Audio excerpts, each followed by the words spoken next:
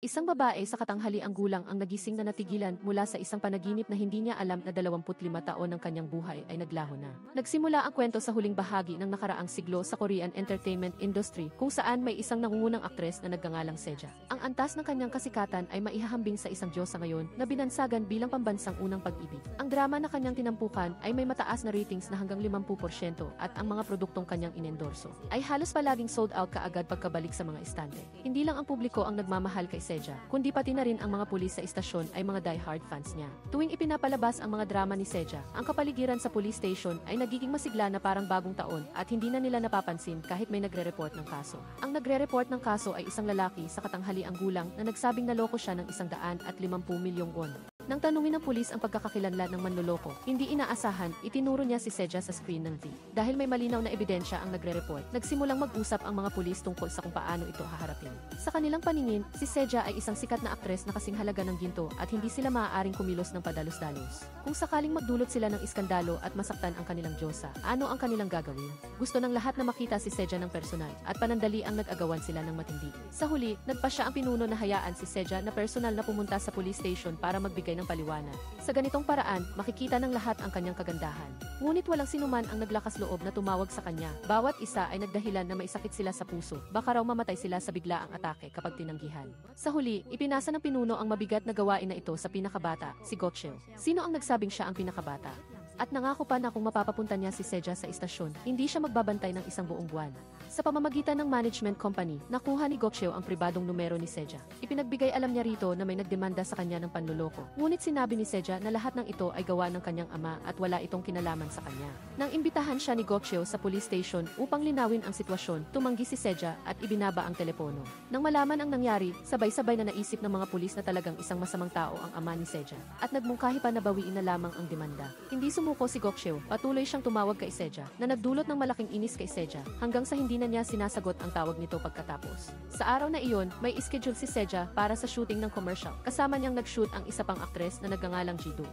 Si Jidong ay dating junior ni Seja. Nang magsimula pa lang umangat ng kaunti ang kanyang karera, agad na siyang naging mayabang. Palagi siyang nagpapakita na parang siya ang pinakamahusay at tinatrato niya ang kanyang assistant na parang alipin. Pumasok si Seja sa kotse nang hindi man lang lumingon. Ngunit hinarangan ni Jidong ang kotse ni Seja at nag-arte ng isang nakakaawa. Lumuhod siya sa harap ni Seja at paulit-ulit na ikinuwento kung gaano siya naghirap para makuha ang komersyon na ito. At nakiusap kay Seja na tulungan siya kahit isang beses lang. Malinaw na ginagamit ni Jidong ang taktika ng panunukso dahil lahat ng tao sa set ay nakatingin. Kaya di napilitang pumayag si Seja na mag-shoot muli. Pagkatapos ng shooting, humingi si Jidong ng numero ng telepono ng male actor. Ngunit ganap siyang binaliwala nito. Sa halip, isinulat ng male actor ang kanyang numero sa palad ni Seja na nagpangipon kay Jidong sa galit. Pagkaraan ng ilang sandali, habang nagsasanay si Seja ng mga action scene kasama ang martial arts master, tumunog muli ang telepono. Ngunit ang tawag na ito ay hindi mula kay Gokcheo, kundi mula sa manager ni Seja. Sa South Korea, gaya ng alam ninyo, bihirang may aktres na makatakas sa mga kuko ng mga chaebol at hindi exempted si Seja. Sa pagsasaayos ng manager, pumunta si Seja sa isang nightclub. Inakala niya na ito ay para sa isang business meeting, ngunit hindi niya alam, ito pala ay para samahan ang isang investor. Mariing tumanggi si Seja at mabilis na binasag ang baso ng alak. Nagalit ang investor sa aksyon na ito at agad na isinandal si Seja sa pader. Ngunit ang saloobin ni Seja ay napakatatag, mahigpit niyang hinawakan ang basag na salamin. Nang makita ito, napilitang sumuko ang investor. Sinubukan pa ng manager na kumbinsihin si Seja. Sinabing kung tatanggihan niya ang investor, posibleng mawala sa kanya ang bida sa bagong pelikula. Agad na sinampal siya ni Seja, ginamit ang kanyang aksyon upang igiit na siya ay isang aktres at hindi isang laruan ng chaebol. Pag-uwi, naisip muli ni Seja ang kanyang mapanlinlang na ama at sa huli ay hindi na nakapagpigil at umiyak. Sa sandaling ito, muling tumunog ang nakakainis na telepono. Si Gokcheo ang tumawag. Ibinuhos ni Seja ang lahat ng galit niya sa lalaki. Ikinuwento ang lahat ng kahihiyan na dinanas niya sa buong araw. Hindi naintindihan ni Gokcheo kung ano ang nangyayari. Tahimik lang siyang nakinig hanggang sa kumalma si Seja. Saka lang siya dahan-dahang humingi ng tawad, nangangakong hindi na siya tatawag at guguluhin pa ito. Pero hindi inaasahan, biglang umiyak si Seja. Kahit isang sikat na aktres na may maningning na hitsura, may mga pagkakataon din siyang mahina. Ibinuhos niya ang kanyang damdamin kay Gokcheo. Sinabing hindi talaga madali ang kanyang buhay. Tunay na isang mabuting lalaki si Gokcheo. Dahan-dahan niyang inalo si Seja. Sinabing ang lahat ay lilipas din. Ang masarap na pagkain ay nakakasawa rin kung palagi mong kakainin. Mas mabuting subukan ang isang simpleng lutong bahay na pagkain para sa pagbabago. Marahil dahil sa pagpapahalaga kay Gokcheo na naging lugar niya para ilabas ang kanyang galit, pumayag si Seja na pumunta sa police station para magbigay ng paliwanag. Ang balitang ito ay nagpasaya sa lahat ng pulis. Ang buong police station ay pinalamusan at mas masigla pa ito kaysa sa bagong taon. Nang dumating si Seja sa police station, parang nabaliw ang mga pulis. Ito ang unang beses sa buhay nila na nakakita sila ng ganoong kalaking bituin at nakalimutan pa nila kung bakit nila ito inimbitahan. Ang interrogation room ay inayos ng napakainit at ang mga hindi nakakaalam ay akalaing pumasok sila sa isang high-end restaurant. Ang ama ni Seja ay isang profesional na manloloko na madalas gumagamit ng pangalan ni Seja upang manloko. Ang bilang ng mga kaso na ginawa niya ay hindi na mabilang. Ngayon, tumakas na siya at idineklara ni Seja na kung mahuhuli ang kanyang ama, siguradong ipapakulong niya ito. Mabilis lumipas ang oras at sa lalong madaling panahon, dumating na ang pagbabago ng siglo. Muling nanalo si Seja ng Best Actress Award ng taon. Sa kanyang acceptance speech, nagpasalamat siya sa Kiki, nagpasalamat sa isang miyembro, nagpasalamat sa channel, at sa huli ay biglang binanggit ang pangalan ni Gokcheo. Habang nagdiriwang ang lahat para kay Seja, nagtago naman si Gidong sa banyo. Parang isang laso na ahas, kinain ng inggit ang kanyang katinuan, sumigaw siya at sinumpa si Seja na mamatay. Hindi inaasahan, talagang nangyari ang isang aksidente. Sa kanyang daan pa uwi, na aksidente si Seja sa isang trahedyang banggaan. Ang kanyang sasakyan ay binangga at tumaob ng isang 5 toneladang cement mixer. Nawala ng malay si Seja at isinugod sa emergency room. Nang makita ang balita, natigilan si Gidong. Sinigurado niya ang sarili na walang kinalaman dito at agad siyang tumawag sa direktor upang ipahayag ang kanyang pagnanais na palitan si Seja bilang bida sa paparating na pelikula. Nang magising si Seja, ang una niyang naisip ay ang aksidente. Paulit-ulit niyang tinawag ang pangalan ng kanyang manager at nagtaka kung bakit inayos na manatili ang isang malaking bituin na tulad niya sa isang common ward. At paano kung makita siya ng mga reporter. Dahil dito, hawak niya ang AC drip stand sa isang kamay at tinatakpan ang kanyang mukha sa kabilang kamay at aksidenteng nabangga ang isang lalaki sa pasilyo. Kinuha niya ang salamin ng lalaki, isinuot ito at bumulong, alam mo ba kung sino ako? Ayos lang siguro na hiramin ko ang salamin mo, di ba? Ang autograph, mamaya na lang. Ngunit hindi siya pinansin ng lalaki. Hinabol siya ng lalaki upang bawiin ang salamin at tinawag siyang tita na nagpatumba kay Seja. Agad niyang tinanggal ang salamin at pinilit ang lalaki na tingnan ng mabuti ang mukha ng pambansang unang pag-ibig. Nang makita na hindi man lang natinag ang lalaki sa kanyang walang kapintasang kagandahan, inihayag ni Seja ang kanyang pagkakakilanlan. Ngunit inakala ng lalaki na nababaliw siya dahil imposibleng maging ganyan ang hitsura ni Seja. Pagkatapos, hinawakan niya ang kwelyo ni Seja, ngunit hindi niya inaasahan na sisipain siya ni Seja sa maselang bahagi. Ang kanilang aksyon ay mabilis na umakit sa atensyon ng gwardiya. Ipinakita ng lalaki ang kanyang pagkakakilanlan. Siya si Gokcheo, ang pulis na matagal nang humahanga kay Seja. Nang malaman na pulis si Gokcheo, dali-daling pinalabas ng gwardiya ang tita na nagdudulot ng gulo. Sa opisina, diretsahang binanggit ng doktor ang tunay na pangalan ni Seja. Nagulat si Seja at nagtanong kung paano nalaman ng doktor ang kanyang tunay na pangalan at nagmayabang patungkol sa Best Actress Award na natanggap niya kagabi, na hindi napigilan ng young nurse na tumawa. Pagkatapos ay sinabi ng doktor kay Seja na ngayon ay taong 2025 na. Inakala ni Seja na ito ay isang prank show at tumawa ng malakas. Nang sandaling iyon, binuksan ng doktor ang Z. Naakit si Seja sa gay program sa Z, ngunit biglang pinatay ito ng doktor. Natigilan si Seja dahil sa screen, nakita niya ang refleksyon ng isang tita na halos 50 taong gulang. Pagbalik sa kanyang ward, hindi matanggap ni Seja ang nangyari. Sinubukan niyang ipakilala ang sarili sa ibang mga pasyente, ngunit walang sinuman ang nakakilala sa kanya. Bakit naging isang tita na walang nakakakilala ang dating pambansang unang pag-ibig? Lumalabas na si Seja ay nagkaroon ng aksidente na nagresulta sa retrograde amnesia. Bumalik ang kanyang alaala, 25 taon na ang nakalipas. Iniisip pa rin niya na siya ang sikat na aktres noong araw. Maaari nating hulaan kung ano ang nangyari kay Seja sa nakalipas na 25 taon. Una, dahil sa pagtanggi niya sa investor at sa aksidente sa sasakyan, tiyak na hindi na maitutuloy ang pelikula.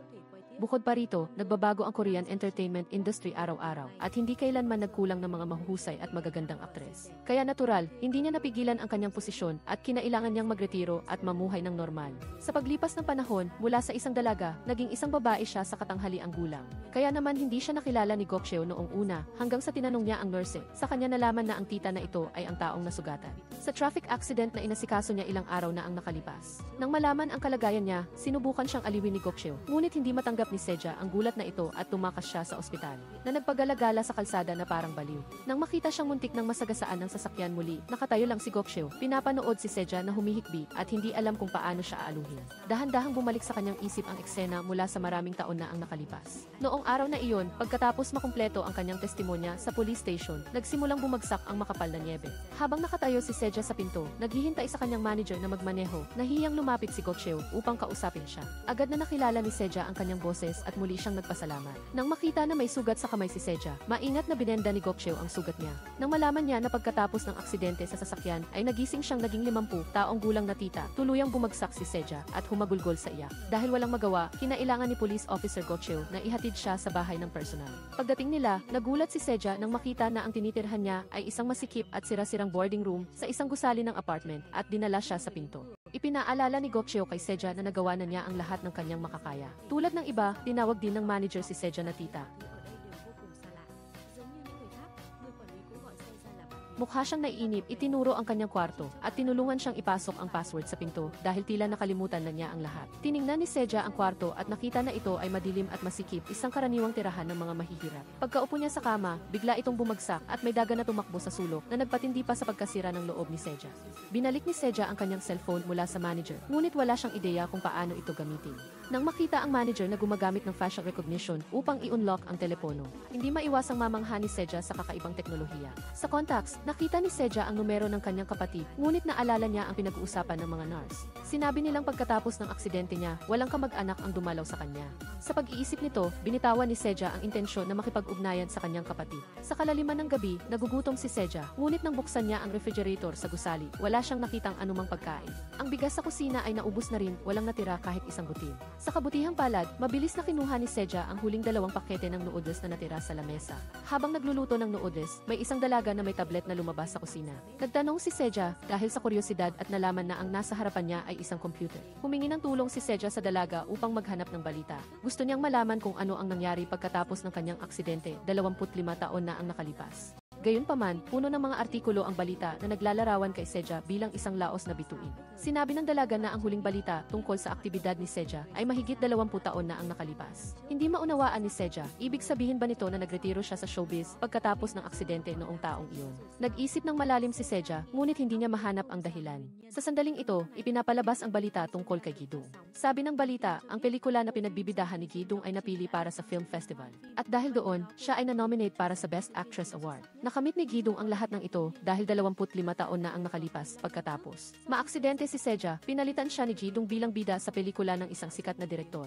Mula noon, sumikat siya at naging pambansang aktres. Nang makita niya si Gidong Sadsiyi, ang taong pumalit sa kanya at naging isang malaking bituin, nagpakita si Seja ng hindi makapaniwalang ekspresyon. Samantala, sa police station, si Gokcheo, na dating miyembro ng homicide team ay inilipat na ngayon sa traffic team. Habang naglilinis siya ng basura sa kotse, natagpuan niya ang isang maliit na bag na naiwan ni Madam Seo. Sa loob, bukod sa mayroon ding isang business card na may nakasulat na Dusumpyo. Ang Dusumpyo ay siya mismong taong iniimbestigahan ni Gokcheo. Upang malaman ang buong kwento, nagpa siya si Gokcheo na hanapin si Madam Seo para alamin ang sitwasyon. Sa sandaling ito, sa apartment, pagkatapos mag-isip ng malalim, nagpa siya pa rin si Seora na makipag-ugnayan sa kanyang kapatid. Ngunit, walang signal ang telepono. Umakyat si Seora sa bubong upang subukang humanap ng signal. Sa sandaling iyon, dumating si Gokcheo. Nang makita ang babae na nakatayo sa isang mapanganib na lugar, inakala niyang gagawa si Madam Seo ng masamang bagay at mabilis siyang tumakbo, ngunit aksidente siyang natapakan ang balat ng saging sa lupa. Pareho silang nahulog mula sa bubong at sa huli ay nahulog ng diretso sa isang truck ng basura. Nagising si Seora muna at nakita si Gokcheo.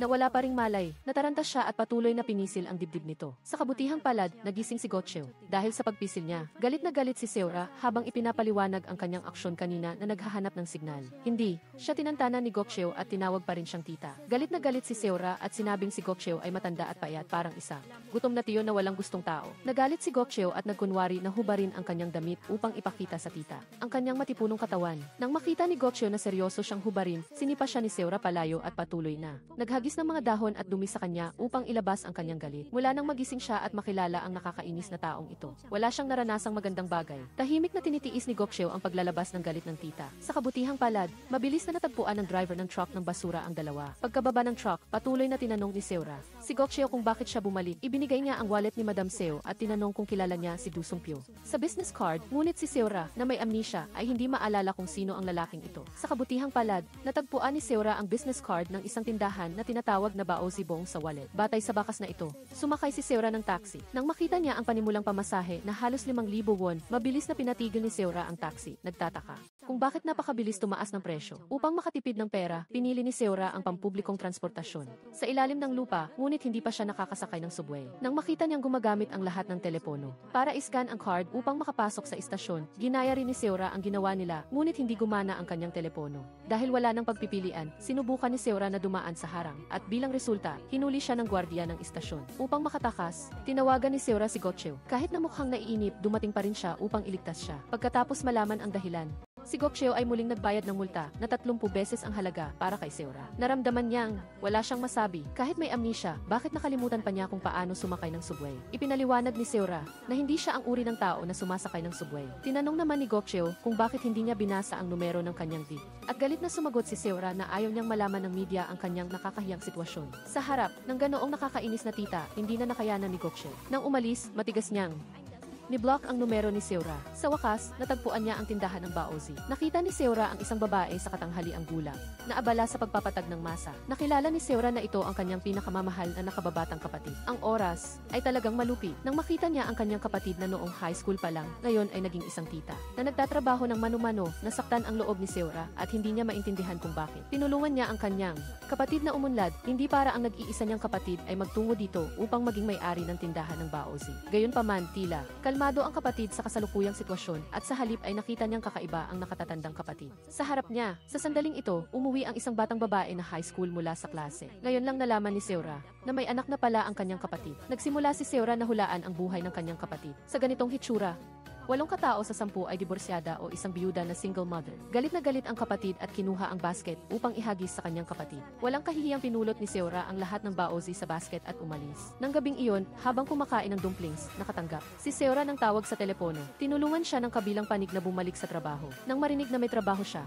mabilis na pumunta si Seora kinabukasan. Ngunit hindi niya inaasahan na ang lugar ng trabaho ay ang kantin ng isang high school. Ang manager doon ay nagbigay sa kanya ng gawain na maghiwa ng isa zero balde ng labanos. Inisip ni Seora na hindi pa siya nakakahawak ng kutsilyo at tiyak na hindi niya ito magagawa, ngunit nang sinubukan niyang maghiwa, napakahusay ng kanyang kamay. Ang pamamaraan ng paggamit ng kutsilyo na ito ay malinaw, na hindi ang kanyang unang pagkakataon na maghiwa ng gulay. Pagkatapos ng trabaho sa kusina, pumunta si Seora sa kantin upang tumulong. Nag-aaral din doon ang kanyang pamangkin, ngunit nang makita niya si Seora, hindi man lang siya bumati.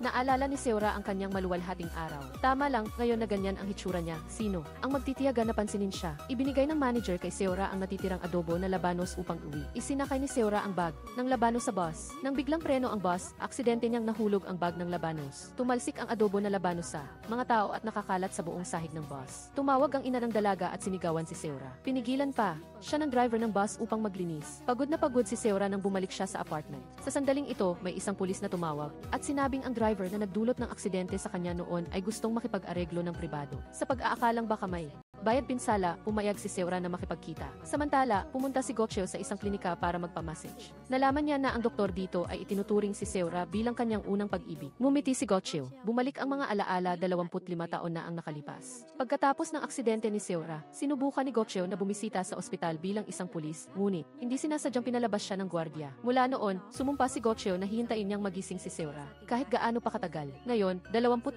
taon na ang lumipas, natuklasan ni Gokcheo na ang taong nagdulot ng aksidente ay naglilibot sa apartment ni Madam Seo bago nangyari ang insidente. Nang malaman na ang kalaban ay gustong makipag-areglo kay Madam Seo, naramdaman ni Gokcheo na may mali. Dali-dali siyang nakipag-ugnayan sa kanya. Sumigaw na bumalik na siya kaagad sa apartment. Nang marinig ito, bumilis ang takbo ni Seora. Ngunit sa dilim, isang tao ang tahimik na sumunod sa kanya. Kagabi, nakipag-appointment ang taong nagdulot ng aksidente kay Seora para makipag-areglo ng pribado. Dumating si Seora sa lugar ng tagpuan, ngunit palagi niyang naramdaman na may sumusunod sa kanya mula sa likuran. Sa sandaling si Seora ay balisa at hindi mapakali. Sa kabutihang palad, dumating si Gokcheo sa tamang oras. Sinabi ni Gokcheo kay Seora na ang taong nagdulot ng aksidente ay nasa ospital pa. Ang taong nakikipagkita sa kanya ngayong gabi ay tiyak na ibang tao. Upang mapanatag si Seora, nangako si Gokcheo na tutulungan siyang imbestigahan ang buong pangyayari. Kinabukasan, upang imbestigahan ang sumunod sa kanya kagabi, naghanap si Gokcheo ng tip. Sa kalapit na lugar, ipinakita ng footage ng kamera na kagabi habang naghahanda si Seora na bumalik sa apartment. May isang lalaki na nagtatago sa isang nakaparadang kotse sa malapit at lihim na kinukunan siya ng litrato. Pinalaki ni Gokshio ang plaka ng kotse at natuklasan na ito ay eksaktong katulad ng plaka na nakasulat sa business card ni Dusong Pyo. Ang mas ikinagulat ni Gokshio ay noong gabing maaksidente si Seora. Lumabas din ang kotse na ito sa malapit. 2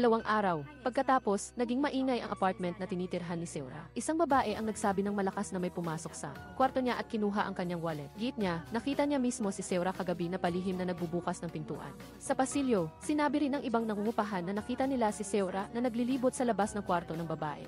Nanakawan, ipinaliwanag ni Seora na naligaw lang siya sa pagitan ng kusina at ng laundry room. Gayunpaman, ang mga kapitbahay ay hindi naniwala sa kanya. Hindi lang nila sinuri ang kanyang bag nang walang pahintulot, kundi sinubukan pa nilang pumasok sa kanyang kwarto upang halughugin. Labis na nasaktan ang kalooban ni Seora. Kung ang Seora siya noon, hindi niya hahayaan ang ibang tao na apihin siya ng ganito. Biglang tumunog ang boses ni Gokshio dahil alam niyang biktima si Seora ng maling paratang. Ginamit ni Gokshio ang kanyang pagiging pulis upang humiling na suriin ang kit. Ang resulta ay ipinakita na ang babaeng nawala ng wallet ay hindi nag-ingat at dinala ang bag sa laundry room. Matapos makumpirma na nasa washing machine pa rin ang wallet, humingi ng tawad ang babae kay Seora sa pagkakaintindi. Kahit na nalinis na ang pagkakaintindi, labis pa rin nababagabag si Seora. Ang pangyayari ngayong gabi ay nagpamulat sa kanya kung gaano na siya bumaba. Sa gitna ng pagkadismaya, hinila ni Seora si Gokshio para uminom kasama siya. Sa harap ni Gokshio, ibinuhos niya ang kanyang damdamin. Ilang araw pa lang ang nakalipas, siya ay isang nagniningning na bituin, ngunit pagkatapos ng isang pagtulog, bumagsak siya tulad ng isang bulalakaw. Bumagsak pa sa pinakailalim. Ang biglaang pagbabagong ito ay talagang hindi ka nais-nais. Sa kabutihang palad, nasa tabi niya si Gokshio, kaya hindi na lumala ang kalungkutan sa puso ni Seora. Ibinigay ni Gokshio kay Seora ang larawan na kinuha mula sa KCD noong gabing iyon. Ang larawang ito ay sapat na upang patunayan na ang kabilang panig ay tila walang intensyon na saktan si Seora, kundi gusto lang siyang imbestigahan ng palihim. Hindi maintindihan ni Seora kung sino ang may interes sa isang laos na tita na tulad niya. Ang nag-upa ng sumusunod at kumuha ng palihim na litrato kay Seora ay ang dating manager ni Seora. Noong araw na magising si Seora, hindi sinasadyang nakita siya ng manager sa ospital. Dahil sa sobrang pamilyar, agad niyang nakilala na ang 50 taong gulang na babae sa harap niya ay si Seora. Upang kumpirmahin, umupa siya ng tao para sundan siya at kunan ng litrato. Para kumita, nagtatrabaho pa rin si Seora sa kantin ng isang paaralan. Ngayon, pumunta si Seora sa kanyang pamangkin, gustong tanungin kung bakit galit sa kanya ang kanyang kapatid. Hindi rin alam ng pamangkin ang dahilan, alam lang niya na sinabi ng kanyang ina na ang buhay niya ay sinira ng kanyang nakatatandang kapatid. Nang marinig ito, labis na nasaktan ang puso ni Seora. Sa kanyang alaala, laging napakabait ni Seora sa kanyang kapatid. Para kay Seora, ang pamilya ay isang bagay na hindi niya maaaring pabayaan. Sumunod, pumunta si Seora sa nursing home upang bisitahin ang kanyang ama. Sa alaala ni Seora, ang kanyang ama ay laging nangutang para sa iba at laging naloloko o nanloloko ng tao. Sa galit, nasabi ni Seora ang mga salitang nakasakit sa kanyang ama. Ngunit ngayon, nang makita niya ang kanyang ama sa harap niya, ang taong tila tumanda sa isang gabi, hindi na masabi ni Seora ang mga salitang iyon ng paninisi. Ang mas nagpasakit sa puso ni Seora ay hindi siya nakilala ng kanyang ama. Sa paningin niya, ang nagniningning na aktres sa Dee ang tunay niyang anak. Sa harap ng eksenang ito, tahimik na umalis na lang si Seora. Habang lumuluha, sa sandaling ito, humabol ang isang nurse at binigyan si Seora ng isang papel na notifikasyon ng utang sa ospital. Ang bayarin sa ospital. Matagal nang may utang ang nursing home ng kanyang ama kahit na nagbabayad ng kaunti ang kanyang nakababatang kapatid buwan-buwan, ngunit ang bayarin ay patuloy na nagtatambak, lalo na ang malaking singil sa nursing home na hindi niya kayang bayaran. Hindi napigilan ni Seja ang mapaupo sa lupa at umiyak ng humihikbi, napakalayo na niya sa katotohanan hanggang sa punto na hindi niya kayang iligtas ang kanyang sarili. Paano pa niya matutulungan ang kanyang mga mahal sa buhay? Nagpunta si Gokshio sa ospital upang makilala ang salarin ng aksidente ni Seja at tinanong ang dahilan ng banggaan. Ayon sa kanyang investigasyon, ang lalaki noong araw na iyon ay hindi nagmamaneho ng lasing o dahil sa mahinang kasanayan sa pagmamaneho. Patuloy na iginigiit ng lalaki na nagmamaneho lang siya habang pagod, ngunit ayon sa alam ni Gokshio, ang lalaking ito ay nagmamaneho sa malayong distansya, gabi-gabi. Bakit siya napagod ng eksaktong gabi na iyon? Gayunpaman, sa harap ng pagtatanong ng pulis, patuloy na sinubukan ng lalaki na itanggi ang kasalanan. Alam ni Gokshio na sa maikling panahon ay walang makukuhang impormasyon, kaya pansamantala siyang umalis. Inilahad ng nurse sa reception sa kanya na si Seja ay hindi na bumalik para sa follow-up appointment tulad ng naka-schedule. Agad na nakipag-ugnayan si Gokshio kay Seja na pinapayuhan siyang pumunta sa ospital para sa isa pagsusuri. Kaalis lang ni Seja sa nursing home at masama ang kanyang pakiramdam, kaya ayaw niyang pumunta sa ospital. Nagmungkahi si Gokshio na samahan siya sa pinangyarihan ng aksidente upang subukang bawiin ang nawawalang alaala. Nagpa siya si Seja na sumama, ngunit pagdating sa pinangyarihan ng aksidente, hindi niya maalala ang anumang bagay tungkol sa sitwasyon noong araw na iyon. Ang mas nakakagulo sa kanya ay malayo ang lugar na ito sa kanyang tinutuluyan at sa kanyang pinagtatrabahuhan. Bakit siya napunta rito? Nagdududa si Gokshio na maaaring may nagtangkang akitin si Seja sa lugar na ito para gumawa ng aksidente. Habang sinusubukan niyang alalahanin ang nakaraan, napansin ni Seja ang entertainment news na ipinapalabas sa isang malaking screen, sa plaza ipinakita sa balita na si Jong ang bagong sikat na aktres na hindi pinapansin ni Seja noon ay nanalo ng Best Actress Award sa isang prestihiyosong film festival. Nangangahulugan din ito na si Jong ay umangat mula sa pagiging domestic supporting actress ng South Korea tungo sa isang world-class actress. Labis na nalungkot si Seja ang manalo ng Best Actress Award sa film festival na iyon ay dating pangarap niya. Naalala pa ni Seja 25 taon na ang nakalipas noong siya ay si Seja at napapalibutan ng kasikatan tinanong siya ng isang reporter kung naisakatuparan na niya ang kanyang pangarap. Noong panahong iyon nag-record si Seja ng isang video sa harap ng kamera upang ipadala sa sarili niya sa hinaharap na naniniwala na ang sarili niya pagkatapos ng maraming taon ay tiyak na maisasakatuparan ang kanyang pagnanais. Sa pag-iisip ng kanyang pangarap na minsan niyang pinaniwalaan at pagtingin sa kanyang kasalukuyang trahedya, labis na nadismaya si Seja at gumawa ng desisyon. Kailangan niyang bumalik sa lugar na kanya bumalik sa world-class stage na puno ng kasikatan. Sa pagpapatotoo kay Seja sa harapan na tila seryosong itinuturing ang sarili bilang si Seja, hindi rin maiwasang maalala ni Gokcheo ang mga lumang pangyayari na natabunan na ng panahon. Pagkatapos ng aksidente sa kotse maraming taon na ang nakalipas biglang nawala si Seja ng walang bakas. Sa isang pagtitipon ng inuman, nag-uusap-usap ang mga senior police officer ni Gokcheo. May bulong-bulungan na si Seja ay nagpakasal sa isang mayaman na binata sa ibang bansa at kasalukuyang namumuhay ng marangya. Mayroon ding bulong-bulungan na marahil ay wala na si Seja sa mundong ito. Ngunit hindi naniwala si Gokcheo na nakipagtalo pa siya sa mga senior officer upang ipagtanggol si Seja. Nang umalis siya sa bar, ang lagda ni Seja na regalo sa kanyang kamay ay nagdulot ng halo-halong damdamin sa puso ni Gokcheo. Sa katunayan, hindi rin siya sigurado kung si Seja ba ay talagang nagpakita sa kanyang buhay. Ngayon, 25 taon na ang lumipas sa pag-alala ng matibay na tingin ni Seja, lalo at lalong naramdaman ni Gokcheo na ang tingin na iyon ay tila pamilyar sa isang hindi pangkaraniwang paraan. Upang makabalik sa dating kaluwalhasyan, humingi ng tulong si Seja sa isang kapitbahay sa kanyang tinitirhan upang maghanap ng impormasyon. Ang kailangan niyang hanapin ay ang listahan ng mga miyembro ng dating team ni Seja mula sa makeup artist, stylist hanggang sa manager. Kailangan niyang malaman ang kasalukuyang kalagayan ng bawat isa. Ang hindi inaasahan ni Seja ay lahat ng tao sa kanya. Team ay nagkaroon ng napakamatagumpay na karera.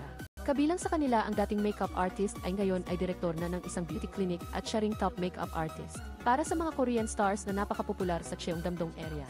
Ang dating stylist ay ngayon ay isang video blogger na may milyon-milyong tagasunod. Anumang fashion item na kanyang inendorso ay hinahanap-hanap.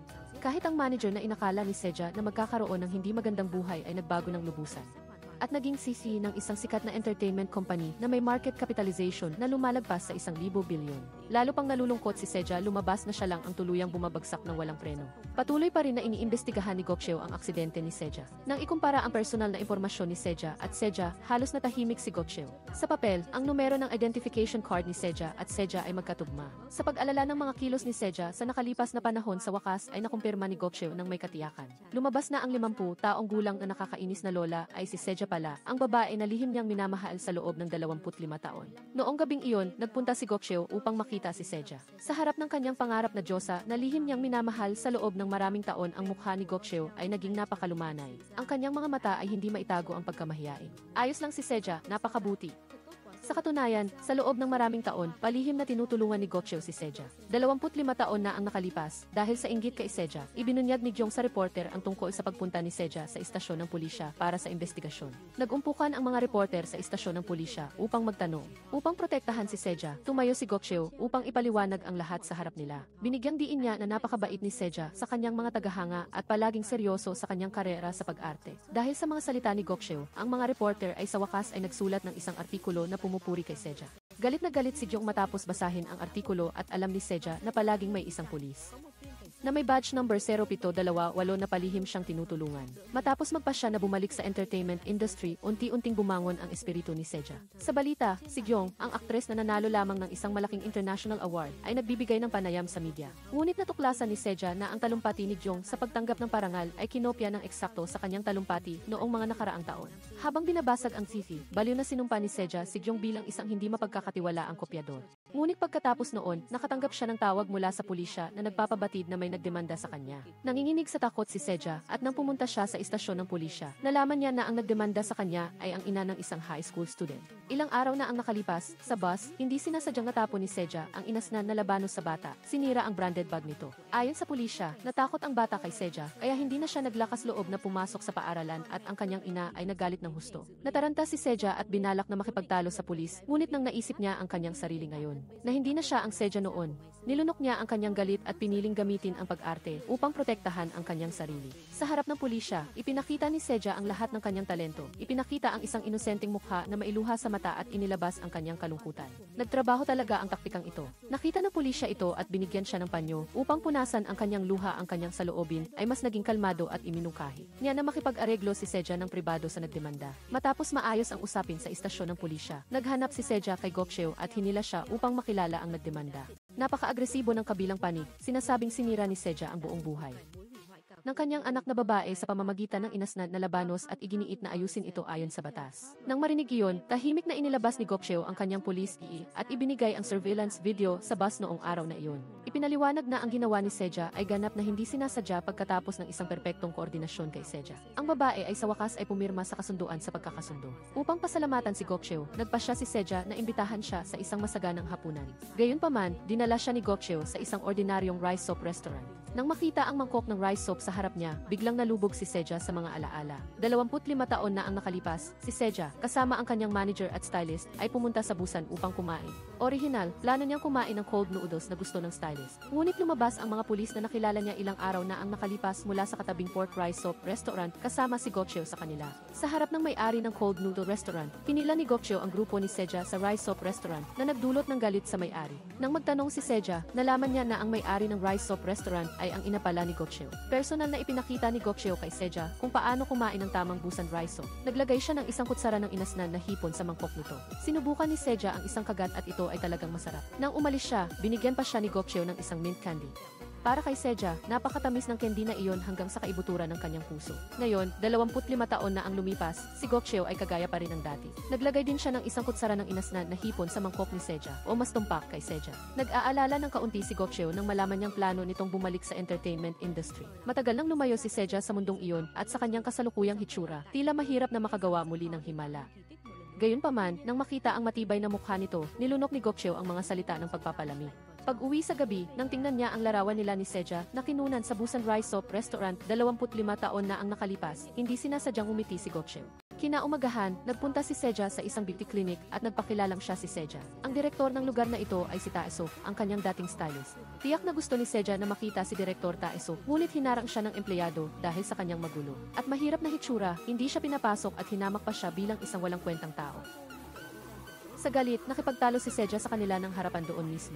Sa kabutihang palad, dumating si Direktor Taesok sa sandaling iyon. Sinabi ni Seja ang kanyang pagkatao, ngunit hindi naniwala si Taesok na iniisip na ang nasa harap niya ay may problema sa pag-iisip. Nang makitang malapit na siyang kalagkarin palabas. Sa isang kagyat na sandali, kailangang sabihin ni Seja ang isang nakakagulat na lihim ni Taesok noong nakaraang taon. Ang tungkol sa pagiging malupit na tinanggihan ng isang male star. Ang dalawa lang nila ang nakakaalam tungkol dito sa puntong ito. Nagulat si Taesok at naniwala na ang nasa harap niya ay si Seja, ang taong napakabait sa kanya noon.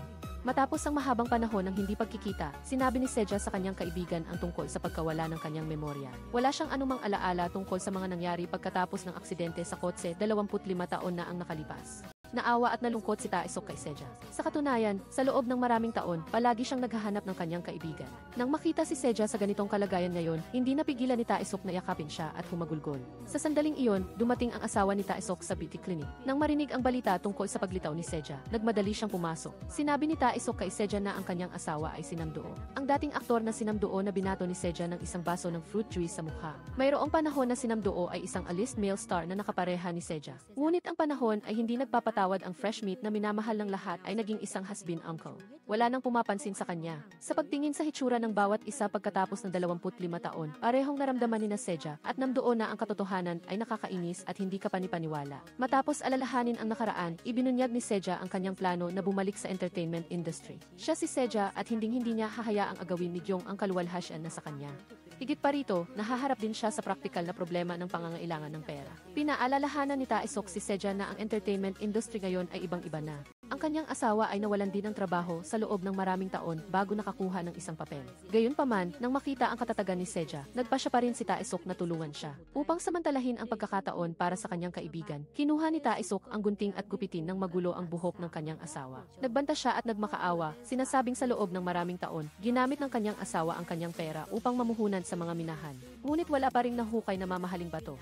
Umaasa siyang i-refer niya si Seja sa film crew, kung hindi, babawiin niya ang lahat ng kanyang puhunan. Walang walang ibang pagpipilian, kailangang pumayag si Namdoo na tumulong. Hindi nagtagal, tumawag si Tae-sok upang ipaalam na ang kanyang asawa ay nakatulong sa kanya na makakuha ng isang papel. Labis na natuwa si Seja, nangako na tiyak na gagantihan niya ito sa hinaharap. Ngunit mabilis niyang nalaman na ang papel na inirekomenda ni Namdoo ay isang papel lamang ng katulong. Kahit na medyo nadismaya, si Seja ay isang taong alam ang kanyang lugar. Ang pagkakataon na bumalik sa mundong iyon ay isang swerte na dapat pasalamatan ang langit at lupa. Personal na inayos ni Tae-sok ang buhok ni Seja. Hinikayat siya na maging tiwala na ang matapang na Seja noon ay nandyan pa rin. Noong gabing iyon, nagkaroon ng bangungot si Seja na panaginipan niya ang eksena 25 taon na ang nakalipas. Nakita niya ang kanyang manager na palihim na tumatawag sa telepono at narinig si Gyong sa silid na galit na nagmumura sa kanya. Pagkatapos, binalak niyang sumakay ng mag-isa sa kotse sa panaginip. Tila may narinig si Seja na isang boses na nagpapayo sa kanya na huwag sumakay sa kotseng iyon. Nagising, naunawaan ni Seja na ang boses sa panaginip ay ang kanyang sariling boses sa kasalukuyan. Pinagsisisihan niya ang desisyon na sumakay sa kotse noong taong iyon at lalo siyang hindi makapaniwala kung bakit walang sinuman ang nasa tabi niya noong panahong iyon. Gayunpaman, ang nakaraan ay hindi na maililigtas. Sa sandaling ito, ang alarm clock sa kanyang telepono ay nagpapaalala sa kanya na ngayon ang araw ng paggawa ng pelikula. Sinikap ni Seja na bumangon, nagsimulang mag-makeup, ayusin ang kanyang buhok at sumakay sa subway. Ngayon, pamilyar na siya sa mga paraan ng transportasyon, 25 taon na ang lumipas at dahan-dahang umaangkop sa kasalukuyang mundo. Ngunit nang nakaupo sa bus, hindi maiwasang malungkot si Seja. Noong nakaraan, tuwing nasa sasakyan siya, may nagbibigay sa kanya ng tubig, may nagpapaypay sa kanya, napakarangya. Patuloy na iniimbestigahan ni Goksheo ang aksidente sa kotse ni Seja na nangyari ilang buwan na ang nakalipas. Natuklasan niya na ang numero ng telepono na iniwan ng saksi ay isang hindi umiiral na numero. Lalo itong nagpalakas ng kanyang paniniwala na tiyak na may nakatagong katotohanan sa aksidente ni Seja. Nakipag-ugnayan siya sa dalaga at nalaman niyang nasa set ito ng pelikula. Sa set, ginamit niya ang kanyang tunay na pangalan, Seja. Nakatayo sa pamilyar na espasyo, naramdaman niya ang isang pamilyar na hininga na matagal nang nawala. Gayunpaman, ang katotohanan ay unti-unting lumapastangan sa pagpapahalaga sa sarili ng isang artista sa loob niya. Una, pinaalalahanan siya ni Namdoo na panatilihin ang distansya dahil isa lamang siyang ekstra na inirekomenda niya. Sunod, isang senior actress ang nagsalita ng may pagmamataas at madaling itinulak siya sa isang tabi. Sa kabutihang palad, dumating si Tae-sok, binisita niya ang crew ng pelikula, nagdala ng maraming pagkain at inumin para sa lahat at hiniling sa kanila na alagaan si Seja. Sa sandaling iyon, dumating din si Gyong sa set at mabilis niyang napansin ang presensya ni Seja. Pakiramdam na pamilyar ang babaeng ito. Nang magsimula ang shooting, ang pag-arte ni Seja ay nakakuha ng pagkilala at papuri mula sa direktor. Binigyan pa niya siya ng karagdagang linya sa lugar mismo. Nagdulot ito ng inggit sa senior actress. Sinasamantala ang eksena, sinampal niya ng malakas si Seja sa mukha. Ginawa pa niyang dahilan ang hindi sapat na pag-arte upang paulit-ulit na kunan ang eksena ng sampalan na ito. Nagtiis si Seja sa kahihiyan, ngunit upang mapanatili ang mahirap na pagkakataong ito, kinailangan niya lamang na magtiis. Para sa kanyang pangarap sa pag-arte, bumalik si Seja sa set sa kabila ng pagtutol at humingi ng tawad sa senior actress dahil sa pag-alis ng walang pahintulot. Vì đã biết chồng gia chính là Seiza, người mình thầm thương trộm nhớ năm xưa, Gocheo không thể trơ mắt nhìn cô bị bắt nạt. Tuy nhiên, Seiza vẫn kiên quyết quay lại phim trường. Bà hiểu rất rõ, với tình trạng của mình hiện tại, nếu bỏ lỡ cơ hội này, cơ hội tiếp theo có lẽ sẽ còn rất xa vời. Vì ước mơ diễn xuất, Seiza bất chấp sự phản đối, quay lại phim trường và xin lỗi tiền bối vì đã tự ý rời. Ngunit ang senior actress ay nagpakita ng mas matinding pagmamalaki. Ang kanyang mga salita ay hindi malumanay. Habang hinahabol siya, hindi sinasadyang natumba si Seja sa lupa at si Goksheo na naman ang sumalo sa kanya. Nakita ni Tae-sok ang dating makeup artist, si Goksheo. Sa isang kagyat na sandali, nagkunwari si Seja na si Goksheo ay ang kanyang manager. Naniwala si Tae-sok at ang kanyang asawa na si Namdoo kaya masigasig nilang inanyayahan si Goksheo na kumain kasama nila. Sa pagkain, usisang nagtanong si Tae-sok tungkol sa tunay na relasyon ni Goksheo at Seja. Nagdududa na sila ay magkasintahan, parehong tinanggihan ni Seja at Goksheo ito. Ngunit si Tae-sok ay may magandang memorya at naramdaman niyang nakita na niya si Goksheo sa kung saan at mabilis na napansin na ang boses nito ay may diin ng Busan. Inamin ni Goksheo na siya ay taga-Busan. Nagtanong ulit si Tae-sok kung may kilala ba si Goksheo sa istasyon ng pulisya ng Busan. Hindi naintindihan ni Goksheo kung bakit ngunit iniba ni Tae-sok ang paksa kay Seja. Sinabing mahigit 20 taon na ang nakalipas. Nagkaroon ng interes si Seja sa isang police officer sa istasyon ng pulisya ng Busan. Tila ang taong iyon ay ang pinakabatang criminal police officer doon. Dahil sa pagmamataas, agad na tinanggihan ni Seja ito. Sinabi niya na noong nakaraan, siya ay isang malaking bituin na nagdulot ng pagkabaliw sa mga lalaki sa buong bansa. At ang batang police officer na iyon ay isang ordinaryong tao, maitim at may malakas na lokal na diin sa pagsasalita. Nang marinig si Seja na inilalarawan ang kanyang sarili sa nakaraan, galit na sinabi ni Goksheo sa tabi niya na marahil ang police officer ay walang interes kay Seja. Kahit na nagtatampo, pinaalalahanan pa rin ni Goksheo si Seja pauwi. Bago bumalik ang kanyang alaala, huwag siyang magtiwala sa kahit sino, pati na rin kay Taesok. Upang lubusang ituloy ang kanyang pangarap sa pag-arte, nagpasya si Seja na mag-resign sa cafeteria ng paaralan. Sa landas na ito, patungo sa kanyang pangarap, buong pusong tinutulungan din siya ni Taesok, personal na nagme-makeup kay Seja tulad ng dati. Habang nagme-makeup, sinabi ni Taesok na malaki ang utang na loob niya kay Seja. Usisang nagtanong si Seja, nag-aatubili si Taesok sandali at ipinaliwanag na si Seja ang nag-alaga sa isang taong walang alam tulad niya. At dahil sa kabaitan ni Seja, kaya nakamit niya ang kasalukuyan niya. Kumbinsido si Taesok na ang kasalukuyang Seja ay tiyak na makakabangon muli. Kumbinsido si Taesok na makakabawi rin si Seja, gagawin niya ang kanyang makakaya. Ngunit sa set ng pelikula noong araw na iyon, biglang naghatid ng mensahe ang isang staff mula sa direktor kay Seja na humihiling sa kanya na umalis sa pelikula. Labis na nalungkot si Seja, hindi niya inaasahan na sasabihin ni Namdoo kay Seja na siya ay pinaalis sa set ng pelikula. Dahil nakagawa siya ng pagkakamali sa senior actress na sumampal sa kanya.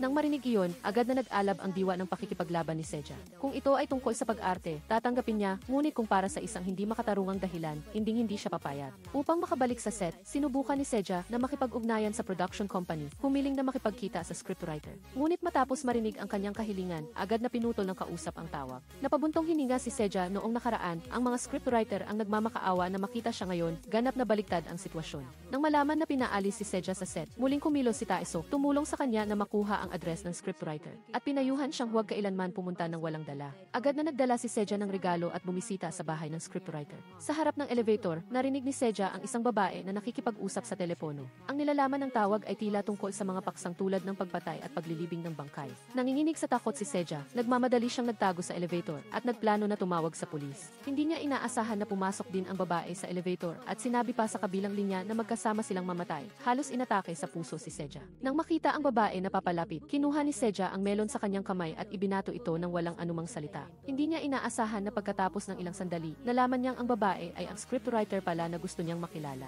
Ang nilalaman ng tawag sa telepono ay ang scriptwriter lamang na nagrereklamo sa investor upang baguhin ang kanyang detective script. Sa kabutihang palad, hindi lamang hindi sinisi ng scriptwriter si Seja, kundi pinuri pa ang kanyang napakahusay na pag-arte. Bukod pa rito, patuloy na nagreklamo ang scriptwriter tungkol sa GE station na patuloy na humahabol sa mga melodramatic na plot. Upang matugunan ang kahilingan ng istasyon, ang scriptwriter ay patuloy na gumagawa ng lahat ng uri ng masamang plot ng pelikula. Nang marinig iyon, nagbigay ng mungkahi si Seja sa scriptwriter na sinasabing sa halip na mag-alala tungkol sa melodramatic content, mas mabuti na gumawa ng mas malalim at mas magkakaibang mga karakter at gawing mas komplikado ang relasyon sa pagitan ng mga karakter. Mapagpakumbabang tinanggap ng scriptwriter ang mga ideya ni Seja at nagdagdag ng mas maraming melodramatic na plot at kakaibang twist sa script. Ang karakter ng katulong na ginampanan ni Seja ay ibinalik din sa script. Sa pagkakataong ito, ang katulong ay may matinding eksena sa pag-arte kay Namdoo. Upang gawing mas dramatiko ang eksena, iminungkahi ni Namdoo na dagdagan ang physical contact sa pagitan ng dalawang karakter. Sumang-ayon ang direktor, hindi niya inaasahan na sa proseso ng paggawa ng pelikula, matapos maitulak ni Namdoo, nawalan ulit ng malay si Seja. Bago mawalan ng malay, biglang bumalik ang alaala ni Seja sa loob ng ilang sandali.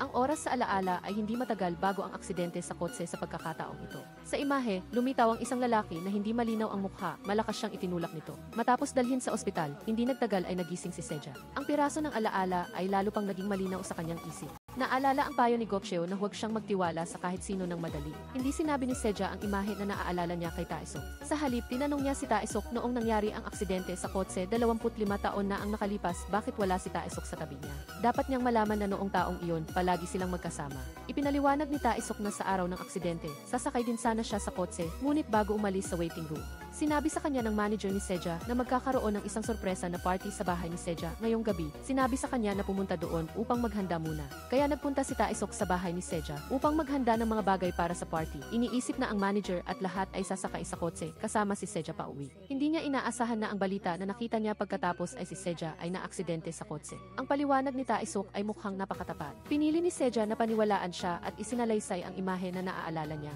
Lubos niyang natatandaan na ang lalaking kaaway niya sa alaala ay nakasuot ng relo. Ang natatanging disenyo ng relong iyon ay hindi kailanman malilimutan ni Seja. 25 taon na ang nakalipas, inayos ng manager para makipagkita si Seja sa isang matandang mayaman. Noong panahong iyon, ang matandang mayaman na ito ay nakasuot din ng parehong relo. Sa madaling salita, parehong 25 taon na ang nakalipas at 25 taon pagkatapos bago maganap ang dalawang pagtatangka sa kotse. Nakita na ni Seja ang matandang mayaman na ito. Malinaw na ang matandang mayaman na ito, o sa madaling salita, ang misteryosong lalaki na may relo. Ang utak sa likod ng dalawang pagtatangka sa kotse ni Seja. Upang malaman ang pagkakakilanlan ng lalaking ito, nagpa siya si Seja na makipagkita sa dating manager na si Dugon. Si Gokcheo ay hindi mapakali na hayaang mag-isa si Seja, kaya sinabi niya na isama niya si manager Sugon. Ngunit hindi pumayag si Seja, naniniwalang hindi tatanggi si Dugon na makipagkita sa kanya. Nagkataon, hindi pa nagtatagal ang pag-alis ni Seja nang makita ni Gokcheo si Sugon sa malapit at agad na ikinuwento na si Seja ay nag-iisa na pumunta para makipagkita kay Dugon. Sa pagkarinig nito, agad na nagmaneho si Sugon para sundan siya. Paglipas ng 25 taon, si Dugon ngayon ay direktor na ng pinakamalaking kumpanya ng entertainment sa bansa. Nauna, si Seja ay hinarang ng security guard sa labas ng pintuan ng kumpanya. Nang makita na hindi siya pinapapasok ng security guard, umupo si Seja sa sahig. Biglang lumitaw si Sugon ng may estilo, ipinakita ang kanyang police badge. Sa nakita ito, pinapasok sila ng security guard kahit nakararating lang ni Sugon para iligtas si Seja. Ngunit sa elevator, nagbitiw si Sugon ng mga mapang-asar na salita. Sinasabi na si Seja ay isang diyosa pa rin na hindi maabot ng isang sirang pulis. Isang maliit na pulis tulad niya ay paanong maglakas loob na maging walang galang sa harap ng isang diyosa. Narinig ni Seja ang pagkadismaya ni Sugon, ngunit nagkamali ng akala na galit siya dahil tinawag niya itong manager sa harap ng iba. Hindi nagpaliwanag si Sugon, sa halip ay nagtampo at nagdeklara na kahit anong pakiusap ni Seja ay hindi siya magiging manager nito. Sa pasilyo, napansin ni Sugon ang isang poster ng isang aktres. Naalala niya na kaninang umaga, habang nag-imbestiga sa isang club, nakita niya mismo ang manager ni Seja na si Gokcheo, na inihatid ang aktres na ito upang makipagkita sa isang tao. Ang atensyon ni Seja ay ganap na nakatuon sa kanyang sariling lumang poster sa dingding. Kung gaano siya kaganda sa poster, ganoon din kalupit ang katotohanan ngayon. Pagkaraan ng ilang sandali, sa wakas ay nakilala ni Seja si Gokcheo bilang Seja. Sinabi ni Gokcheo na may gusto siyang sabihin kay Seja ng pribado, na nagpapahiwatig na lumayo si Sugon.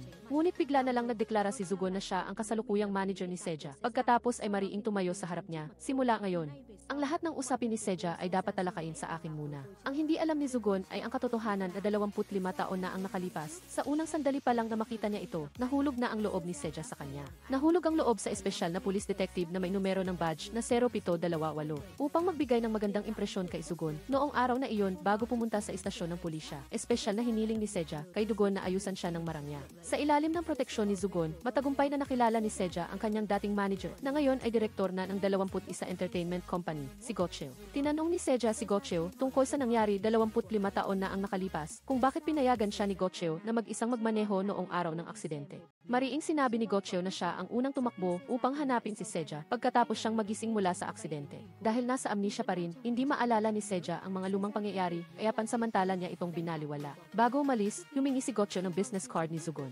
Walang business card si Sugon kaya iniwan na lang niya ang kanyang numero ng telepono kay Gokcheo. Gayunpaman, pagkaalis ng dalawa, agad na ipinadala ni Gokcheo ang isang tao upang imbestigahan ang numero ng telepono ni Sugon. Sa daan pa uwi, mariing sinabi ni Seja kay Sugon na si Gokcheo ay nagsisinungaling. Ang mga nangyari 25 taon na ang nakalipas ay malinaw pa rin kay Seja. Natatandaan niyang lubos na tuwing nagsisinungaling si Gokcheo, lumulunok siya at lumalabas ang kanyang lokal na accent. Bukod pa rito, hindi malilimutan ni Seja na si Gokcheo mismo ang nag-ayos para makipagkita siya sa isang matandang mayaman noong panahong iyon. Matapos niyang tumangging magbigay ng serbisyo sa kabilang partido, si Gokcheo din ang unang nagalit. Nagpaalala si Sugon kay Seja na maging lubos na maingat. Ang salarin na 2 beses na gustong kunin ang kanyang buhay ay tiyak na nasa loob ng entertainment industry na kakabalik lang ni Seja. Ang drama series na sinalihan ni Seja ay naging sikat.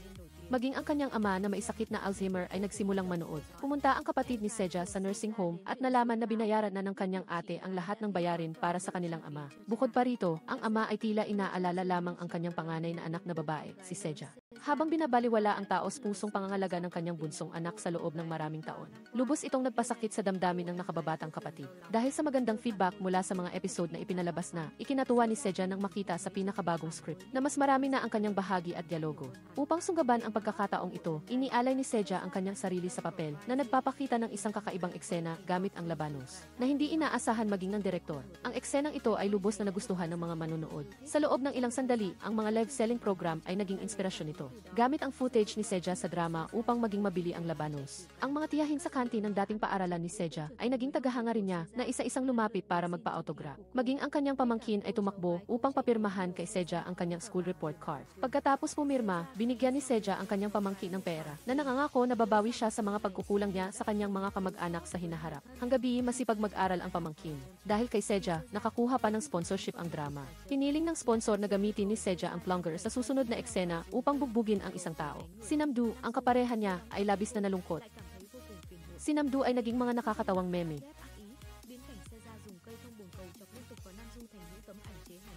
Mabilis na naging trending ang mga larawang ito. At si Namdu, isang star na lumipas na ang kasikatan, ay sumikat muli dahil dito. Sa halip na palitan ang mga larawan ng mga walang katuturang meme na iyon, hindi lamang hindi nalungkot si Dugon, kundi nagpasya pa siyang gamitin ang pagkakataong ito para imbitahan si Seja sa isang online shopping program. Sa live broadcast, perpektong nagtulungan sina Seja at Namdu na nagbebenta ng lahat ng beauty products sa salon ni Dugon sa loob lamang ng isang gabi. Hindi maiwasang mapanganga si Gokcheo kahit na peke na si Seja, nandyan pa rin ang kanyang kakayahan. Sa sandaling ito, dumating ang isang empleyado upang ipaalam na ang numero ng telepono ng manager ni Seja ay isang pribadong numero at hindi makumpirma ang pagkakakilanlan. Nang marinig ito, ngumiti ng malamig si Gokcheo, lalong nakakatiyak na hindi manager si Zugon. Ngunit ang ikinagulat ni Seja ay si Gokcheo ay nagdala ng coffee cart sa set sa pangalan ng 21 company upang suportahan siya. Sa pagkakita nito, inakala ng mga empleyado na pumirma na si Seja ng kontrata sa 21 company. Ngunit lubos na kilala ni Seja si Gokcheo, hindi siya ang tipo ng taong gumagasta ng pera ng walang dahilan. Gaya ng inaasahan, sa telepono ay iminungkahi ni Gokcheo na makipagkita kay Seja ng pribado. Pumayag si Seja dahil may gusto rin siyang itanong kay Gokcheo.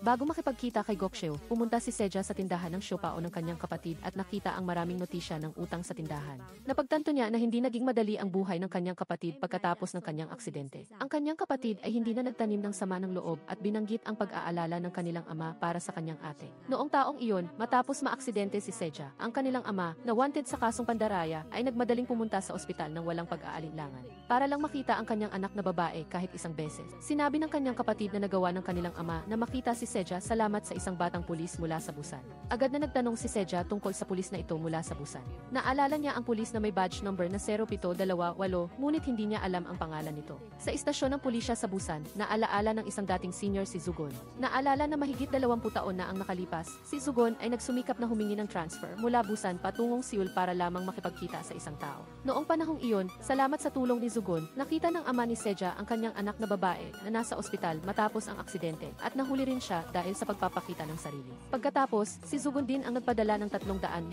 won bilang deposito kay Seja sa pangalan ni Seja para sa kanyang ama sa bilangguan. Ngayon, 25 taon na ang lumipas, ginagawa pa rin ni Zugon ang lahat upang protektahan si Seja. Ilang araw na ang nakalipas, ang salarin sa aksidenteng ito ay biglang umalis sa ospital. Sa kabutihang palad, maaga nang naglagay si Zugon ng tracking device sa damit ng lalaki. Ngayong gabi, natuklasan ni Zugon sa tracking device na ang salarin sa aksidente ay nasa inuupahang bahay kung saan nakatira si Seja. Walang sabi-sabi, nagmamadaling nagmaneho si Zugon, nag-aalala na baka muling saktan ng salarin si Seja. Sa inuupahang bahay, walang kaalam-alam si Seja na lumabas para bumili ng pagkain. Hindi inaasahan, sa daan pa uwi, hinarang siya ng salarin sa isang maliit na eskinita. Nang dumating si Zugon, ang nakita lang niya ay ang baso ng inumin na nahulog ni Seja. Sa sandaling ito, nahuli na si Seja ng salarin at isinilid sa kotse. Upang makatakas, nang huminto ang salarin, ginamit ni Seja ang kanyang kasanayan sa pag-arte upang magkunwaring nawalan ng malay. Pagkatapos huminto ang kotse, nakita ni Seja na lumabas sandali ang salarin at agad siyang naghanap ng paraan upang iligtas ang sarili. Naalala niya, bago mag-shooting noon, tinuruan siya ng isang stunt coordinator kung paano kumala sa pagkakatali ng kamay. Sinunod ni Seja ang tagubilin, biglang hinila ng malakas ang kanyang mga kamay sa likod at gaya ng inaasahan, natanggal niya ang tape sa kanyang mga kamay. Nakahanap na ng palakol ang salarin at papalapit na. Sa nakita ito, nagmamadaling nagtago si Seja sa isang sulok. Naghanap ang salarin sa lahat ng dako at mabilis na nakita ang anino ni Seja sa lupa sa malayo. Determinado si Seja na sumugod at sinunod ang tagubilin ng stunt coordinator noon, gamit ang armas sa kanyang kamay upang paulit-ulit na hampasin ang mga mahihinang bahagi ng kalaban. Wala nang nagawa ang salarin kundi iwagayway ang palakol pababa. Hindi inaasahan, sa isang napakahalagang sandali, isang posas ang lumipad, si Zugon iyon. Walang maraming salita si Zugon, agad siyang sumugod at sa ilang suntok lang ay tuluyan niyang napabagsak ang bastos sa harap niya. Sinamantala rin ni Seja ang pagkakataon na tumakbo at malakas na sinipa ang lalaki. Nang makita na dinala ng police car ang salarin, agad na umalis ang isang grupo ng mga gangster na sumusunod. Sa katunayan, ang salarin ay naglakas loob na mangidnap dahil sa utos ng gang. Dahil binantayan siya ni Zugon, nangako hanggang nababayaran siya ng 0 beses ng hinihingi niya at hiniling na tuluyan niyang patayin si Seja. Pagbalik sa inuupahang bahay, tinulungan ni Seja si Zugon na gamutin ang sugat sa kanyang braso. Paulit-ulit siyang pinaalalahanan ni Zugon na sa susunod na lalabas siya, siguraduhin niyang dalhin ang kanyang telepono. Narinig ni Seja ang pag-aalala ni Zugon para sa kanya at ang puso niya ay namukadkad sa tuwa. At habang lalong nakikilala ang reputasyon ni Seja, napansin ng kanyang mga dating kaaway at kaibigan ang kanyang pagbabalik. Una ay ang stylist sa dating team. Pagkatapos manood ng online shopping program, mabilis niyang nakilala na ang taong nasa programa ay si Seja noong araw. Tumakbo ang stylist upang tanungin si Gokcheo, ngunit si Gokcheo ay nagpakita ng labis na kalmado. Kasabay nito, si Namdu, ang malaking kariban ni Seja noon at ngayon ay ang best actress na sa film festival. ay natuklasan din ang pagbabalik ni Seja habang nagda-download ng video. Pagkatapos mag-usisa, nalaman niya na si Direktor Gokcheo mismo ang nag-utos na magpadala ng coffee cart kay Seja. At may tsismis pa na balak ni Gokcheo na pumirma ng kontrata sa kanya. Sa pag-iisip sa sinabi ni Gokcheo, kamakailan na nakilala niya ang isang dating kakilala, isang takot ang bumangon sa puso ni Namdu. Sa mundong ito, marahil walang sinuman ang mas natatakot sa pagbabalik ni Seja kaysa sa kanya. 25 taon na ang nakalipas dahil tumanggi si Seja sa isang matandang mayaman na isa ring investor na wala sa kanya ang pagkakataon na gumanap bilang bida sa isang pelikula. Sumali si Namdu sa audition na sinubukang agawin ang papel na tinanggihan ni Seja. Noong panahong iyon, nagkakaisa ang mga direktor sa pagpuri sa kanyang pagganap na sinasabing sa parehong pag-arte at hitsura. Hindi nahuli si Namdu kay Seja. Bilang karagdagan, tinanong ng direktor si Namdu kung ano sa tingin niya ang kanyang natatanging punto kumpara kay Seja. Hindi alintana ang mga kotse o anumang bagay. Sa pagkarinig nito, tinanong muli ng direktor si Namdu kung kaya ba niyang matugunan ang mga hinihingi maliban sa pag-arte. Upang makuha ang papel, ginawa ni Namdu ang lahat at pagkatapos ay inayos na makipagkita sa misteryosong matandang mayaman na iyon. Gayunpaman, alam na alam ni Namdu na sa simula pa lang, siya ay pampalit lang kay Seja. Kung magpapakita si Seja, ang lahat ng pinaghirapan niyang itayo ay nasa panganib na gumuho. Nagalit si Namdu at hinarap si Gokcheo, tinatanong kung ano ang talagang pinaplano ni Gokcheo. Ngunit si Gokcheo ay tila hindi nababahala. Tiniyak niya kay Namdu na si Seja ngayon ay isang babae na nasa 50 na. Pagkatapos ay sinabihan sina Namdu at ang stylist na manatiling kalmado at hintayin na lang ang magandang palabas. Iniulat ni Sugon kay Seja ang mga palatandaan na kanyang naimbestigahan na natuklasan na parehong 25 taon na ang nakalipas at 25 taon pagkatapos. Sa pinangyarihan ng dalawang aksidente sa sasakyan ni Seja, may lumabas na misteryosong lalaki. Pagkatapos tingnan ang malabong larawan ng lalaki, nakatitiyak si Seja na ang taong ito ay ang lalaki na may relo na nagdulot ng dalawang aksidente sa kanya. Nagpasya si Gokcheo na pumirma ng kontrata kay Seja at dinala siya sa kanyang entertainment company. Naisip din ni Seja na pumirma ng kontrata, naniniwalang magagawa niyang matupad ang kanyang pangarap na maging artista. At samantalahin ang pagkakataong ito upang mahanap ang salarit na 2 beses na nagtangkang kunin ang kanyang buhay. Tutol si Sugon sa pagpirma ni Seja ng kontrata. Nag-aalala na kung malalaman ng media na siya si Seja noong araw, maaari siyang mapunta sa malaking gulo. Gayunpaman, sinabi ni Seja na kung talagang may panganib, naniniwala siyang si Sugon ay mananatili sa tabi niya para protektahan siya. Sa huli, nakumbinsi si Sugon at nagpa siyang samahan si Seja sa kanyang artistic path bilang manager. Kaya, sa isang banda, nagsumite si Sugon ng aplikasyon sa chief hoping na ipagpatuloy ang pag-imbestiga sa dalawang aksidente sa sasakyan ni Seja. Sa kabilang banda, nagsulat siya ng aplikasyon para sa Live Without Pay. Nagpaplano na suportahan ang karera sa pag-arte ni Seja ng buong puso. Ang drama series na sinalihan ni Seja ay naging sikat. Ngunit sa likod, tinatawanan ni Namdu ang kasalukuyang Seja na sinasabing kahit anong pilit na umakyat ni Seja ay isang tiyahin lamang siya na umaarte sa isang sikat na drama. Ang dahilan kung bakit pumayag si Namdu na pumirma si Gokcheo ng kontrata kay Seja ay dahil mayroon din siyang sariling plano.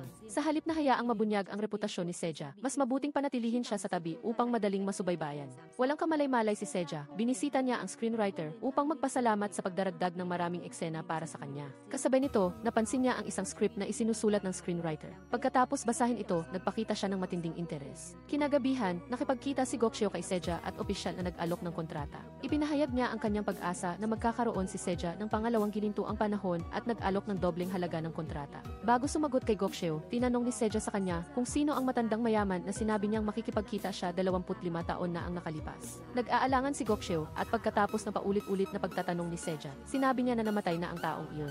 Tungkol sa pagpirma ng kontrata, mayroon lamang isang kondisyon si Seja, dapat si Sugon ang kanyang manager, kung hindi siya pipirma. Pagkatapos makipagkita kay Gokcheo, naghanap si Seja sa internet ng pangalan ng isang mambabatas. Gaya ng inaasahan, namatay na ang mambabatas na ito. Sa pagtingin sa kanyang larawan, lalong luminaw ang mga alaala ni Seja. Naalala niya na ang matandang mayaman noong gabing iyon, 25 taon na ang nakalipas ay tila ang mambabatas na ito. Nakipagkita si Seja kina Dugon at Namdu at sa pamamagitan ng dalawa.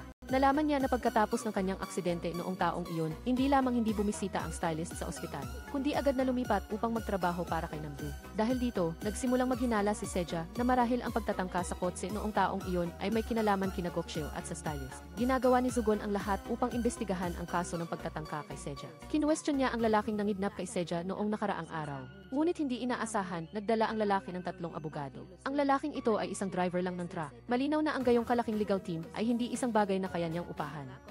At pagkatapos dumating ang mga abogado, nanatiling tahimik ang lalaki. Napansin ni Sugon ang lumalaking kakaibang pangyayari at nagpunta sa hotel kung saan dating nanatili ang lalaki. Dito, natagpuan niya ang lighter ng lalaki at natuklasan na may nakatagong recording device sa loob. Gaya ng inaasahan, pagkatapos makinig, natuklasan niya na ang pagdulot ng lalaki sa aksidente sa sasakyan. Na naglalayong saktan si Seja at ang pagkidnap sa kanya ay inudyok ng isang tao. Ginamit ni Sugon ang lihim sa lighter upang takutin ang lalaki. Sinubukang pilitin siyang sabihin ang katotohanan at nagbabala rin na ang taong nasa likod ay maaaring pumatay sa kanya upang manahimik. Pumunta si Seja sa entertainment company ni Gokchil. Pumayag si Gokchil sa kondisyon ng kanyang kontrata at nag-alok ng pinakamahusay na benepisyo. Bukod pa rito, nakita ni Gokchil ang script na dinala ni Seja mula sa screenwriter na sinasabing napakaganda ng script at ipinakilala ito sa isang direktor. Pagkatapos pumirma ng kontrata, ikinuwento ni Seja kay Sugon ang tungkol sa namatay na mambabatas. Sa pagkarinig nito, binalak ni Sugon na magsimulang mag-imbestiga sa mga taong malapit sa mambabatas. Para ipagdiwang ang pagpirma ni Seja ng kontrata, nagdala si Sugon ng regalo para sa kanya isang pepper spray at isang sombrero. Para sa kaligtasan ni Seja, pinayuhan siya ni Sugon na laging dalhin ang dalawang bagay na ito.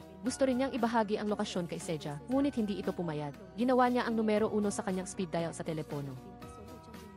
Sa pagkarinig nito, si Sugon ay labis na natuwa at gusto ring gawin si Seja bilang numero 1. Nakatanggap si Seja ng alok na mag-shoot ng commercial. Ang kakaiba ay hindi siya hiniling ng kabilang panig na mag-alaga ng balat o magbawas ng timbang para sa pag-shoot. Sa simula ay excited si Seja, ngunit nang makita niya ang script sa set, nalaman niya ang lahat. Agad siyang tumawag upang tanungin si Gokchil. Si Gokchil ay nagkunwari pa ring walang alam. Bilang manager, nagdala si Sugon ng mga damit na kailangan para sa pag-shoot ni Seja.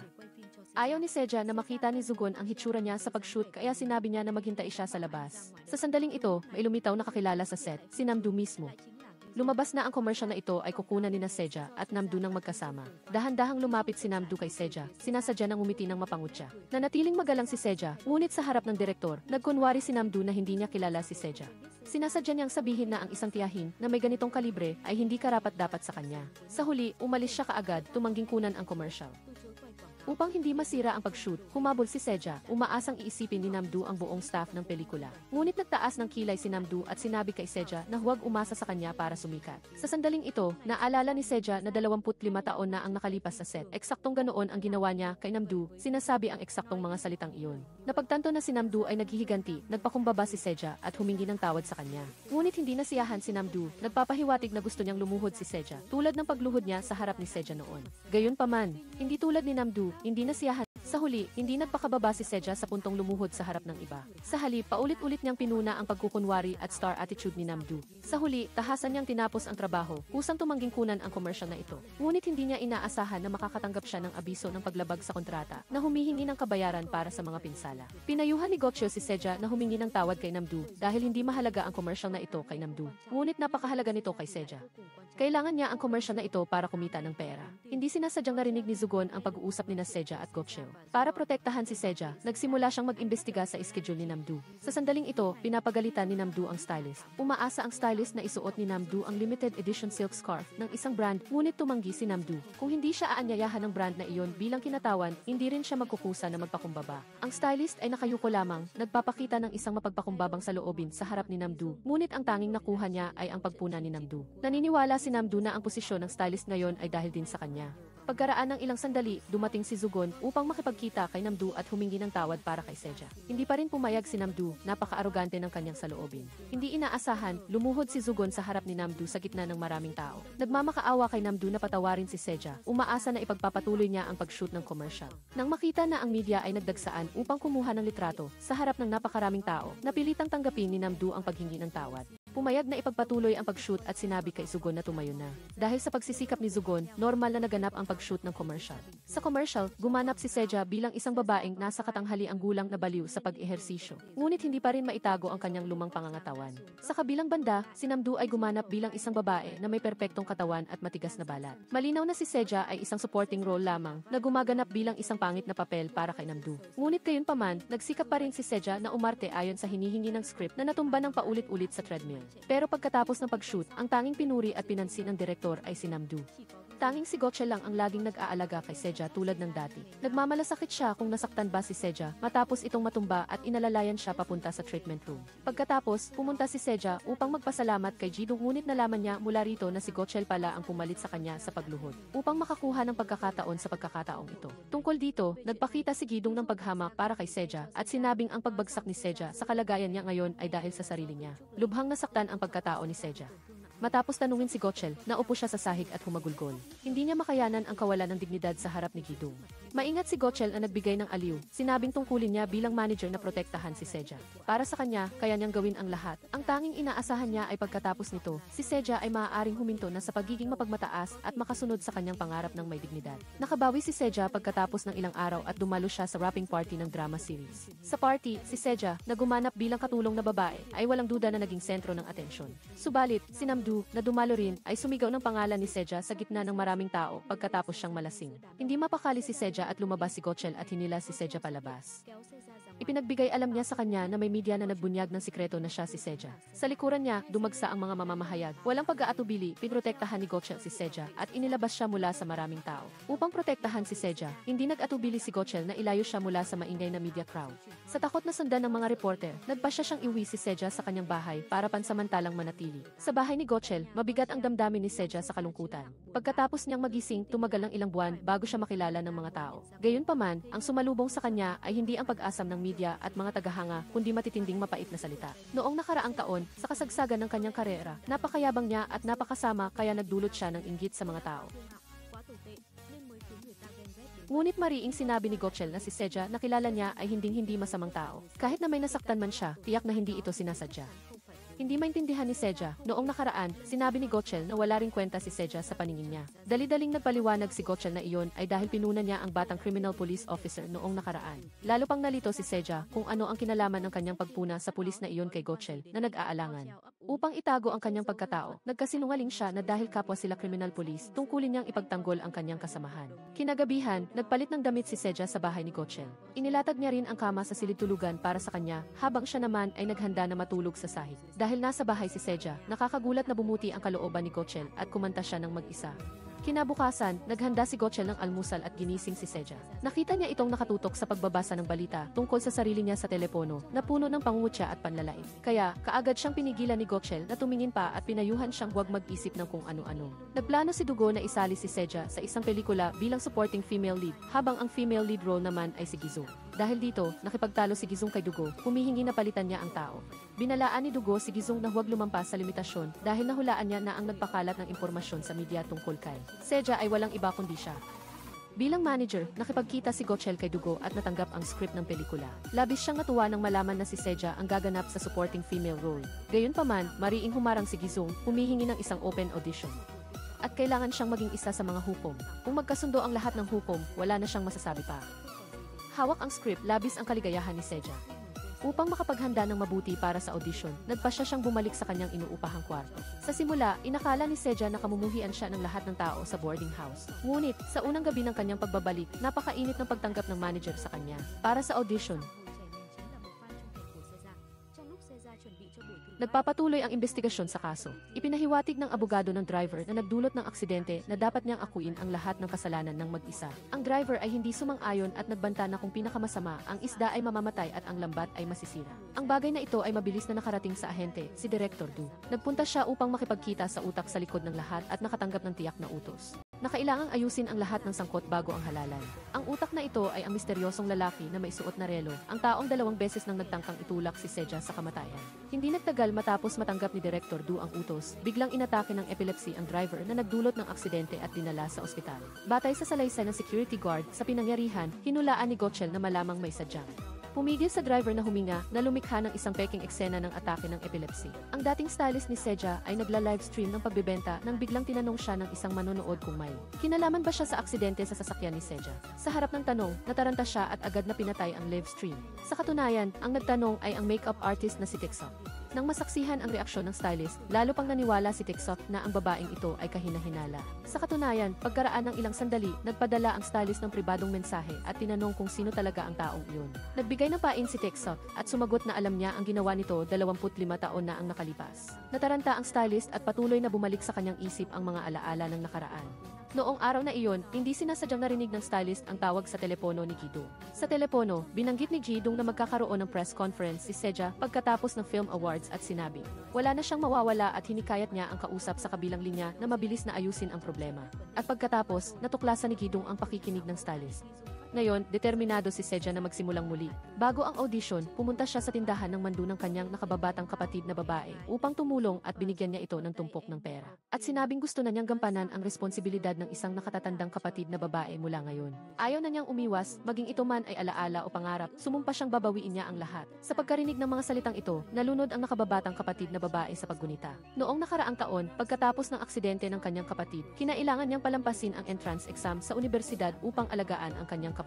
Pagkatapos, nag-donate pa siya ng dugo sa kanyang kapatid, isinakripisyo ang kanyang buong buhay upang iligtas ang isang buhay. Upang ibalik ang hustisya para sa kanyang sarili at para sa kanyang nakababatang kapatid na babae, nag-aral si Seja ng script. Nang husto sa maliit niyang inuupahang kwarto, ang script book na puno ng mga tala ay patunay ng lahat ng kanyang pagsisikap. Si Gochel ay nasa tabi niya at nagbigay ng suporta tulad ng dati, palagi siyang nagtitiwala sa kanya. Umakyat sa entablado si Seja, ngunit upang pahirapan siya, sadyang hiniling ni Gidong na magpakita siya ng isang improvisation. Medyo hindi mapakali si Seja, hindi sigurado kung magagawa niya ito o hindi. Lihim na pumasok si Gochel sa auditorium mula sa likod na pinto, tahimik na gumamit ng mga kilos upang bigyan ng lakas si Seja. Sa paghihikayat niya, naglakas loob si Seja na bumaba sa entablado at sinampal si Dugo, isa sa mga hukom. Pagkatapos, ginamit niya si Dugo bilang kasamang aktor at sinimulan ang kanyang improvisation na pagganap. Sa kanyang pag-arte, perpektong nakontrol ni Seja ang kanyang emosyon. Ang mga linya at kasanayan sa pag-arte ay nagsama-sama upang lumikha ng isang buhay na pagganap na nagpalubog sa mga manonood dito. Pagkatapos, pribadong nag-usap ang mga direktor at lahat ay sumang-ayon na ang pagganap ni Seja ngayon ay napakahusay. At lumampas pa sa kanyang kasanayan sa pag-arte sa kanyang peak na panahon. Sinimulan pa nilang magbigay ng teorya na kung ang lead role ng pelikula 25 taon na ang nakakaraan ay hindi si Gidong kundi si Seja, baka mas sumikat pa ang obra. Sa pagkarinig ng mga salitang ito, mahigpit na kinuyom ni Gidong ang kanyang mga kamay, ang kanyang mga mata ay puno ng inggit at puot. Sa pagtingin sa walang tigil na pagsisikap ni Seja, matapos makuha ang role, kasama ang mahusay na pagganap ngayon, isang hindi maipaliwanag na damdamin ang bumangon sa puso ni Gochel.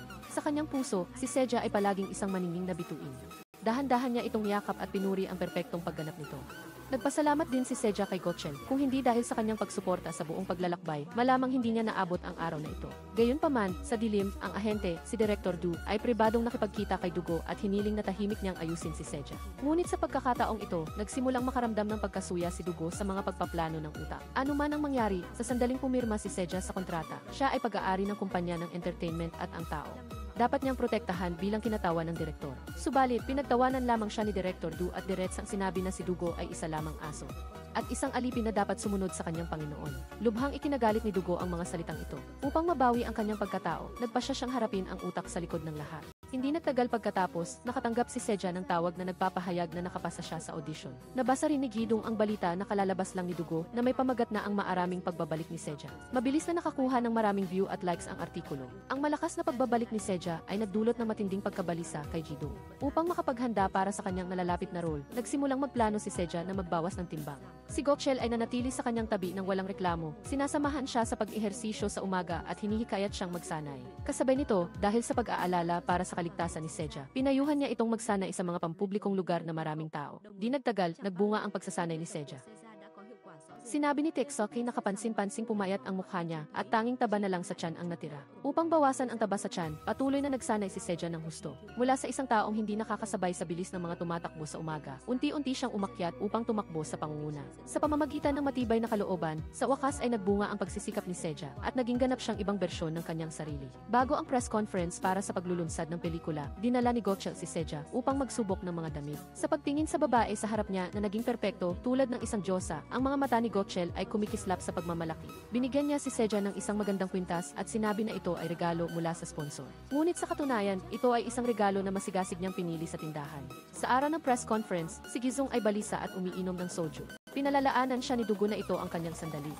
25 taon na ang nakalipas, siya ay kapalit lamang ni Seja. Ngunit ngayon, kailangan niyang durugin ng tuluyan ang matandang babae na iyon. Maraming reporter ang dumalo sa press. Ginawa ni Gidong ang lahat upang ipakita ang kanyang sarili. Pagkaraan ng ilang sandali, dumating si Seja. Sa sandaling iyon, kapwa si Gidong at Dugo ay natigilan. Sabay-sabay ding itinuon ng media ang kanilang mga kamera kay Seja. Dahil ang Seja sa sandaling ito ay nakakabighaning maganda. Dahil sa araw-araw na pagpapayat, sa wakas ay natanggal ni Seja ang hitsura ng isang matabang tiyahin at muling lumiwanag ang kanyang kagandahan. Sa press conference para sa paglulunsad ng pelikula, nakuha niya ang lahat ng atensyon ng mga reporter. Mabilis na nalampasan si Gidong. Galit na galit si Gidong na hindi sinasadyang natisod siya sa press conference na ginawa ang sarili niyang katawa-tawa sa publiko. Pagkatapos, ibinuhos ni Gidong ang kanyang galit kay Dugo ng walang dahilan.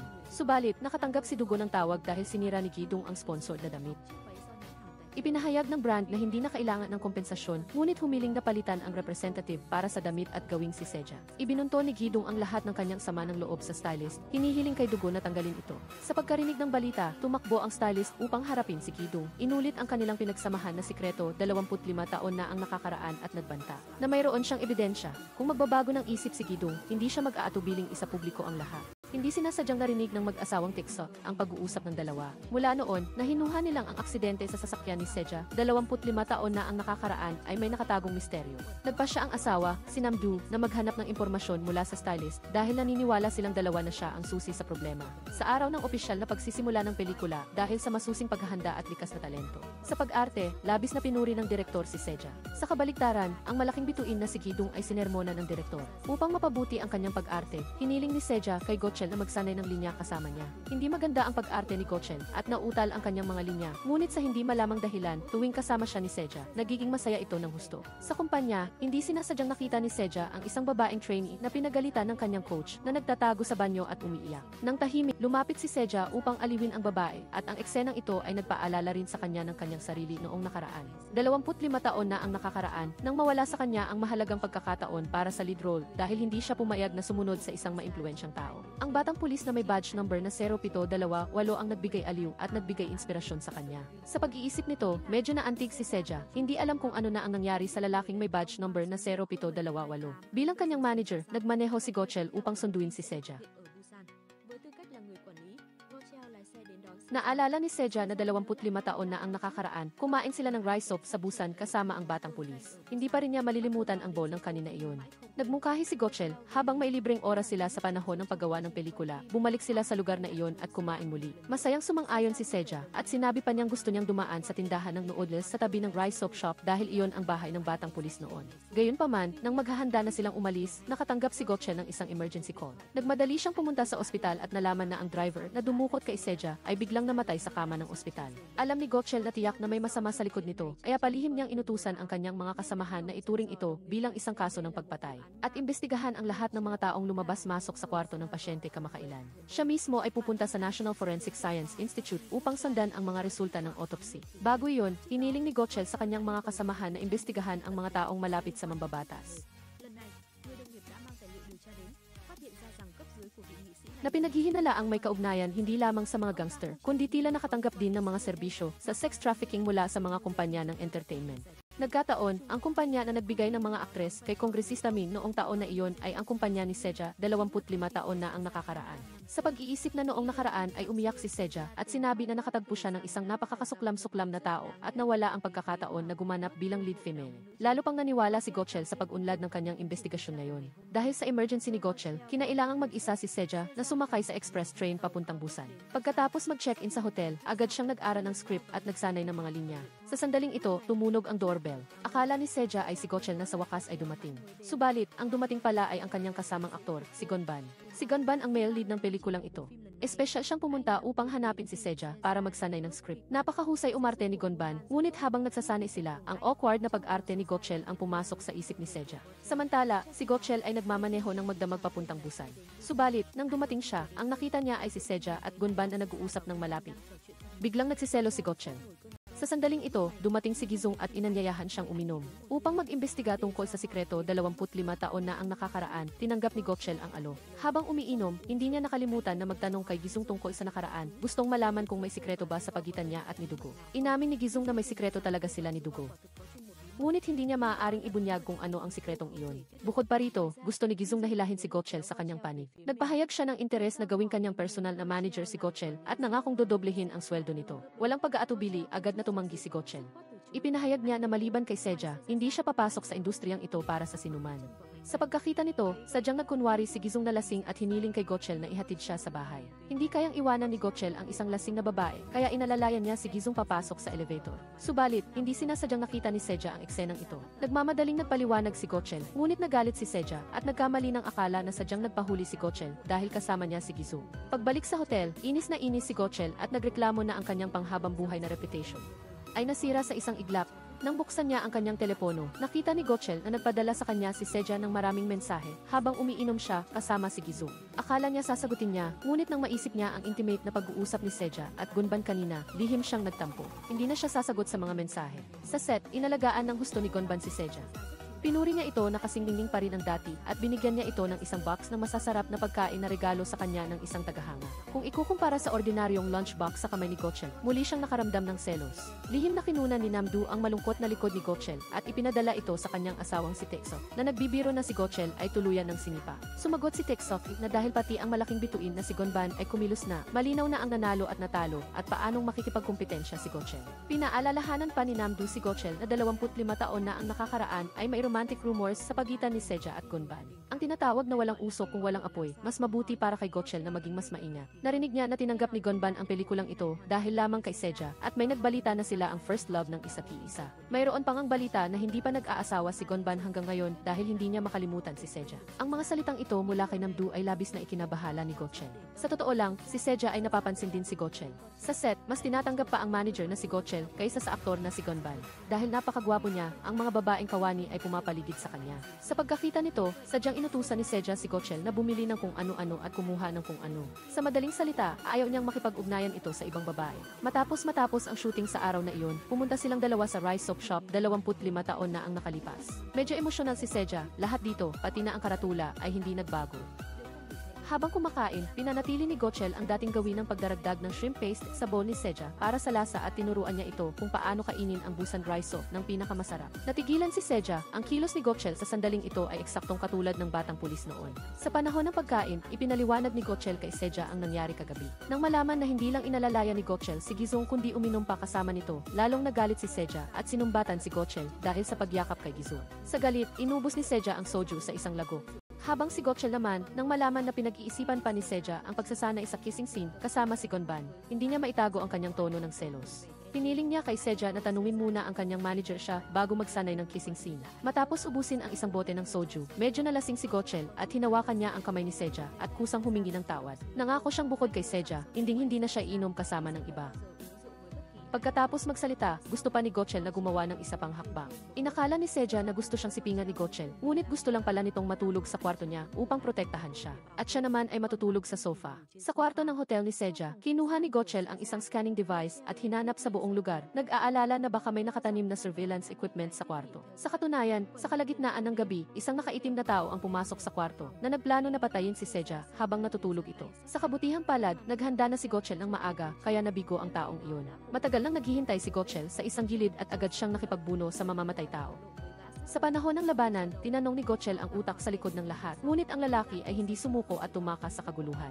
Hinabo ni Gotchel ito, kinuha ang license plate number at humingi ng tulong sa kanyang superior sa Criminal Investigation Team upang imbestigahan. Gayunpaman, nalaman ng superior na peking license plate iyon at hindi masubaybayan. Kinabukasan sa set, nang marinig ang balita tungkol sa nangyari sa hotel kagabi, naunawaan ni Seja na sadyang nagpalit ng kwarto si Gotchel kagabi at tiyak na naghanda na. Sa kotse pa uwi, patuloy na umuubo si Gotchel. Inakala ni Seja na nilalamig ito, kaya pumunta siya sa supermarket upang bumili ng pagkain. At nagtungo sa bahay ni Gotchel upang ipagluto ito ng lugaw. Lahat ng sinabi niya at pag-aalala sa loob ng ilang araw ay tila may napagtanto si Seja. Matapos matuklasan na ang door code ng bahay ni Gotchel ay 0728, lalo pang naniwala si Seja na siya ang batang pulis mula sa Busan noon. Pagpasok sa bahay, sadyang nagtanong si Seja kung may itinatago ba si Gotchel sa kanya. Nang makita na ayaw pa rin itong sabihin ang totoo, hindi na siya nagpumilit. Nang buksan niya ang lalagyan ng kusina, natuklasan niya na ang bahay ni Gotchel, isang single na lalaki, ay walang anuman maliban sa instant noodles at dilatang pagkain. Nagluto si Seja ng masarap na pagkain para kay Gotchel, ngunit pagkatapos na mailuto ang pagkain, natulog na ito. Dahan-dahan niya itong kinumutan, ang kanyang mga mata ay nagniningning habang nakatingin sa lalaking iyon. Hindi niya inakala na ang kuya 0728 na matagal na niyang inaasam ay palagi palang nasa tabi niya. Pag alis niya, nakita ni Seja ang isang litrato niya na nakatayo sa harap ng rice soap shop sa Busan 25 taon na ang nakakaraan. Lalo itong nagpatibay sa kanyang pagkakakilanlan kay Gokcheo. Pagkatapos ng ilang sandali, nagising si Gokcheo at masayang kinain ang inihanda ni Seja. Kasabay nito, nakita niya ang balita tungkol sa showbiz. Naglabas ang pahayagan ng chismis tungkol sa relasyon ni Seja at Gonban at nagpost pa ng malalabong larawan ng dalawa na magkasama sa set. Nakita rin ni Seja ang balita at tinanong si Zugo kung bakit hindi siya tumulong na linawin ang issue. Ipinaliwanag ni Zugo na si Gonban ay isang sikat na A-list star pa rin. Kahit na matagumpay na nakabalik si Seja ngayon, isa pa rin siyang dating artista. Ang pagdikit kay Gonban ay makakatulong sa kanya na makakuha ng atensyon at maging sentro ng publisidad. Hindi sinunod ni Gokcheo ang payo ni Zugo. Sa halip, nagsalita siya upang pabulaanan ang relasyon ni Seja at Gonban. Galit na itinaas ni Zugo ang kamay niya para patayin si Gokcheo. Ngunit malakas siyang sinigawan at pinigilan ni Seja. Subukan mong galawin ang manager ko. Sa halip na magpakumbaba, pinayuhan pa ni Zugo si Seja na samantalahin ang pagkakataong ito upang opisyal na makipag-date kay Gonban, sinasabi sa kanya na harapin ang katotohanan. Sa harap ni Zugo, ang direktor ng kumpanya, matalim pa rin ang tingin ni Gokcheo at ginawa niya ang lahat para protektahan si Seja. Pagdating ni Seja at Gokcheo sa parking lot, nakita nila ang trainee na babae mula sa kanilang kumpanya na nakikipag-usap sa isang senior executive. Noong huling beses na nakita ni Seja ang babaeng trainee sa banyo ng kumpanya, naramdaman na niya na may mali. Dahil sa instinct niya bilang isang pulis, sumunod si Gokcheo gamit ang kotse. Nakita niya ang babae na nag-iisang pumasok sa isang gusali. Upang kumpirmahin, pumasok din si Gokcheo. Ngunit ang nakita niya ay punong-puno ng mga security guard ang pasukan. At ang babaeng trainee ay mukhang umakyat na sa pinakamataas na palapag. Ang gusaling nasa harapan ni Seja ay tila kakaibang pamilyar. Tila ito ang lugar kung saan 25 taon na ang nakalipas ay. Dinala siya ni Dugo upang pagsilbihan ang isang makapangyarihang tao. Dahil sa pag-aalala, paglabas ni Gokcheo, hindi sila umalis sa gate at naghintay hanggang gabi. Sa huli, tumakbo palabas ng gusali ang babaeng trainee habang umiiyak. Nakita ni Seja na nakatulog na si Gokcheo sa kotse, kaya nag-iisa siyang pumasok. Kanyang upang makipag-usap sa babae upang mapababa ang pagbabantay nito, isiniwalat ni Seja. Katulad na insidente na dinanas niya, gayunpaman, mataas ang pagdududa ng batang babae, iniisip. Na si Seja ay ipinadala ng kumpanya upang mag-espiya, kaya hindi ito nagsalita at mabilis na tumakbo palayo. Pagkakita niyon, nagbuntong hininga si Gokcheo at sinabi kay Seja na nakilala niya ang katulad na babae noong nasa homicide team pa siya, isang baguhang aktres ang binigyan ng gamot at inabuso, puno ng Mình đầy thương tích đến đồn cảnh sát báo án.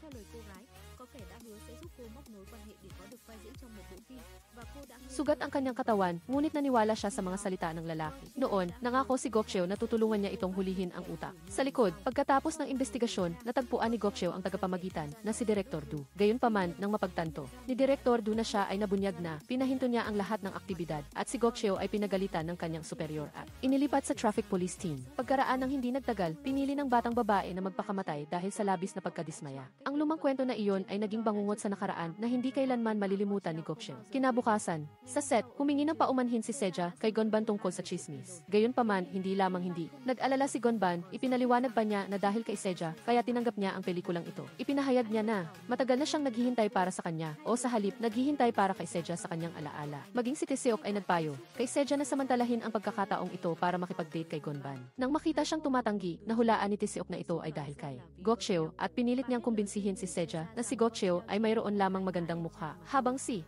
Taeseok ay nagmamadali, isiniwalat ni Seja ang pagkatao ni Gokcheo bilang isang pulis kay Taeseok. Agad na, nagbago ang saloobin ni Taeseok ng 180 degrees at nagsimulang suportahan ang tambalang Gokcheo at Seja. Nang makipag-usap kay Gokcheo, nagpakita si Taeseok ng misteryosong hitsura at sinabi na may sinabi si Gonban kay Seja kanina. Nang marinig iyon, labis na na-curious si Gokcheo at nagtanong kung ano ang sinabi ni Gonban. Ngunit ang asawa ni Taeseok, si Namdu, ay patuloy na dumarating upang makagulo. Ang patuloy na pag-aaway ng mag-asawa ay nagpaawat kay Gokcheo. Si Rahi, ang pamangkin ni Seja, ay palihim na sumali sa isang entertainment company at naging isa sa mga trainee. Sabik na mag-debut si Rahi at labis na humahanga sa senior na babaeng trainee na napili para sa debut group. Ngunit sinabi ng trainee na hindi na kailangang humanga dahil lahat ay may kapalit. Bata pa si Rahi kaya hindi niya naintindihan ang malalim na kahulugan ng sinabi ng nakatatanda. Sa kasamaang palad, hindi sinasadyang nalaman ng kapatid na babae ni Seja na hindi pumapasok ang kanyang anak sa eskwelahan kamakailan. Pagkatapos suriin ang bag ng kanyang anak, natuklasan niya ang entry card ng entertainment company at napagtanto niya na pinili ng kanyang anak ang parehong landas tulad ng kanya. Kapatid, nagalit ang kapatid na babae, sinigawan ang kanyang anak na babae, at idineklara na hindi niya gustong sundan ng kanyang anak ang mga yapak ng kanyang tiyahin. Galit ang kapatid na babae ni Seja nang malaman na si Seja mismo ang pumirma sa form ng pahintulot para sa kanyang anak, kaya naghanap siya sa dormitoryo upang tanungin si Seja. Labis na nalungkot si Seja, bagamat marami siyang nawalang alaala. Simula nang magbalik siya, palagi siyang nag-iisip para sa kanyang kapatid at pamilya. Ibinigay niya ang lahat ng kinikita niyang pera sa kapatid niya. Hindi niya maintindihan kung bakit mayroon pa ring labis na sama ng loob ang kapatid niya sa kanya. Biglang nasabi ng kapatid niya na iyon ay dahil nakalimutan na ni Seja na matagal na siyang humiwalay sa pamilya noon. Nagulat si Seja, wala siyang matandaan tungkol sa bahagi ng nakaraan na ito. Gusto niyang tanungin ang kanyang kapatid, ngunit tumanggi ang kapatid niya na magsalita, at binalaan lang si Seja na huwag na siyang magpapakita pa sa harap nila ng kanyang anak. Hindi niya matiis na makita ang kanyang anak na sumusunod sa yapak ng kanyang tiyahin sa landas ng pag-arte, na sa huli ay sisira sa kanyang buhay dahil sa malupit na salita ng kanyang kapatid. Nagulo ang isip ni Seja. Hindi niya inakala na sa gabing iyon, umalis sa bahay ang pamangkin niyang si Rahi at pumunta sa dormitoryo, hinihiling na manatili kasama ang kanyang tiyahin. Matigas din ang ulo ni Rahi tulad ng kanyang tiyahin. Hindi siya makikipagkompromiso sa kanyang ina at patuloy niyang tatahakin ang landas ng pag-arte upang patunayan ito sa kanyang ina. Kinabukasan, hiniling ni Seja kay Gokcheo na panatilihing lihim ang relasyon nilang magtiyahin ni Rahi, bagamat ramdam ni Gokcheo na hindi ito maitatago ng matagal. Sumang-ayon siya sa lahat ng hiling ni Seja. Sa kumpanya, nakasalubong ni Rahi si Director Du sa elevator. Si Du ay nag-aalala dahil sa malaking personalidad na iyon na mapili sa mga babaeng artista na dinadala upang pagsilbihan, ngunit nang makita niya si Rahi, tila may bago siyang plano sa isip. Pagkatapos, pumunta si Rahi upang makipagkita sa senior na babaeng trainee. Iniisip na malapit na siyang mag-debut, kaya nagpumilit siyang sumama para protektahan ang babaeng trainee. Sinubukan ng babaeng trainee na palayuin ang bata, ngunit lihim na sumunod si Rahi. Nang dumating siya sa gusaling iyon, nagkunwari si Rahi sa gwardiya na isa siyang trainee mula sa entertainment company at madali siyang nakapasok. Sa loob, sa pasilyo ng pinakamataas na palapag, labis na nagulat ang babaeng trainee nang makita si Rahi. Sa ibang balita, tungkol sa aksidente sa kotse ni Seja, 25 taon na ang nakalipas, sinimula ni Tiseok na tanungin ang tao responsible sa makeup. Hindi sinasadya, ipinahayag ng taong ito na mayroong isang audio file. Agad na pinuntahan ni Tiseok si Seja upang sabihin ito, ngunit nagulat siya dahil wala nang alaala si Seja at wala siyang natatandaan tungkol sa recording. Tamang-tama, tumawag ang babaeng trainee at sinabi kay Seja ang sitwasyon ni Rahi. Nagmamadaling tumakbo si Seja sa gusali. Na iyon, nang makita niya ang mga gwardiya na humihingi ng pagkakakilanlan, nag-risk siya at sumugod papasok habang hindi sila nakatingin.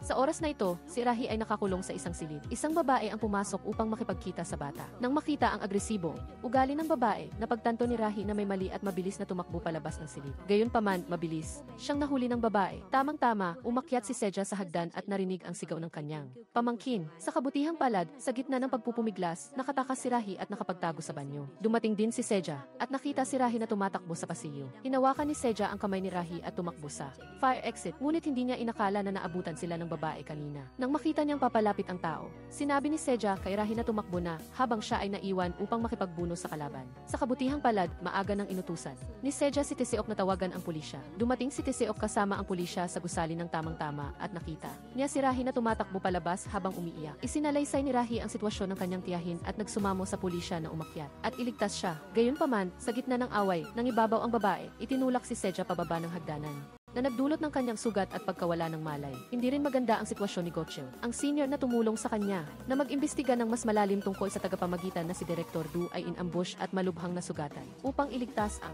senior na nakidnap, mag-isang pumasok si Gokcheo sa lungga ng tigre, ngunit nahulog siya sa isang matinding labanan na siya ay palibutan. Upang iligtas ang kanyang pamangkin na nasa panganib, itinulak si Seja ng isang misteryosong babae pababa ng hagdanan. Kasabay nito, salamat sa isang senyales sa kanyang senior, matagumpay na nakontrol ni Gokcheo si Director Du, ang tagapamagitan. Gayunpaman, napakatuso ni Director Du at sinamantala niya ang kaguluhan para tumakas. Sa oras na ito, nakatanggap si Gokcheo ng text message mula kay Tiseok na nagsasabing nasugatan si Seja. Nagulat, iniwan ni Gokcheo ang lahat at nagmadaling nagmaneho papunta sa ospital. Mula kay Rahi, nalaman ni Gokcheo ang pinagdaanan ni Seja. Habang si Seja ay sugatan at walang malay, pumunta si Gokcheo at ang kanyang senior sa gusali upang mag-imbestiga. Gayunpaman, ang tao sa likod ay tila naghanda na at binura ang lahat ng key footage. Ibinunyag ng senior kay Gokcheo na ang umuupa sa pinakamataas na palapag ng gusali ay sinasabing ang Entertainment 21. Matagumpay na natapos ang operasyon ni Seja, ngunit hindi pa rin siya nagigising. Habang walang malay, nagkaroon si Seja ng panaginip. Napanaginipan niya ang isang babae na nakatira sa dormitoryo. Inikot siya ng babae, tinutulungan siyang maalala ang 25 taon ng amnesia pagkatapos ng aksidente sa kotse. Sa ilalim ng patnubay ng babae, naalaala sa wakas ni Seja ang kanyang mga nakalimutang alaala. Lumabas na pagkatapos ng aksidente noon, matagal bago nagising si Seja. Gayunpaman, nang magising siya, nagbago na ang lahat. Wala na ang magandang mukha ni Seja, tulad ng dati. Pinahahalagahan siya at lumipat din siya sa mga bagong mukha. Sa tindi ng matinding pagkabigla, hindi nakinaya ni Seja at nagpakita siya ng abnormal na pag-ugali. Naging malamig sa kanyang ama at kapatid at araw-araw ay nag-a-assume.